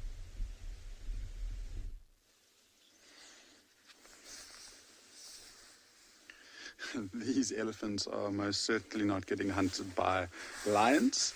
They are completely relaxed. We've got a really nice big herd of elephants basically on either side of the road of us. It seems like they might have gone down towards the river to dig for some sand, just like you might have seen with Nikki yesterday if you were watching in the afternoon. So we've got this big bull in front of us. There's a female that's just to the right of him there. So we've got a beautiful variety of sizes and shapes and a whole bunch of different elephants. It's definitely, especially here at Ngala, it's been an elephant type of morning. We started off with that nice big bull, then an even bigger bull, and now we've got a really big herd. They're in a very dense area, and they're just enjoying the greenery around them. So they're feeding on the grass. There's a few feeding on the trees.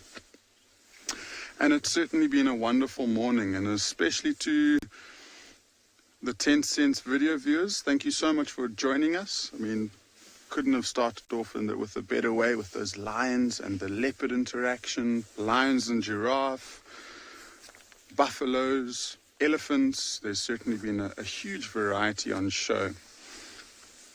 What a wonderful way to end off, especially with this nice big herd of elephants moving through this area here.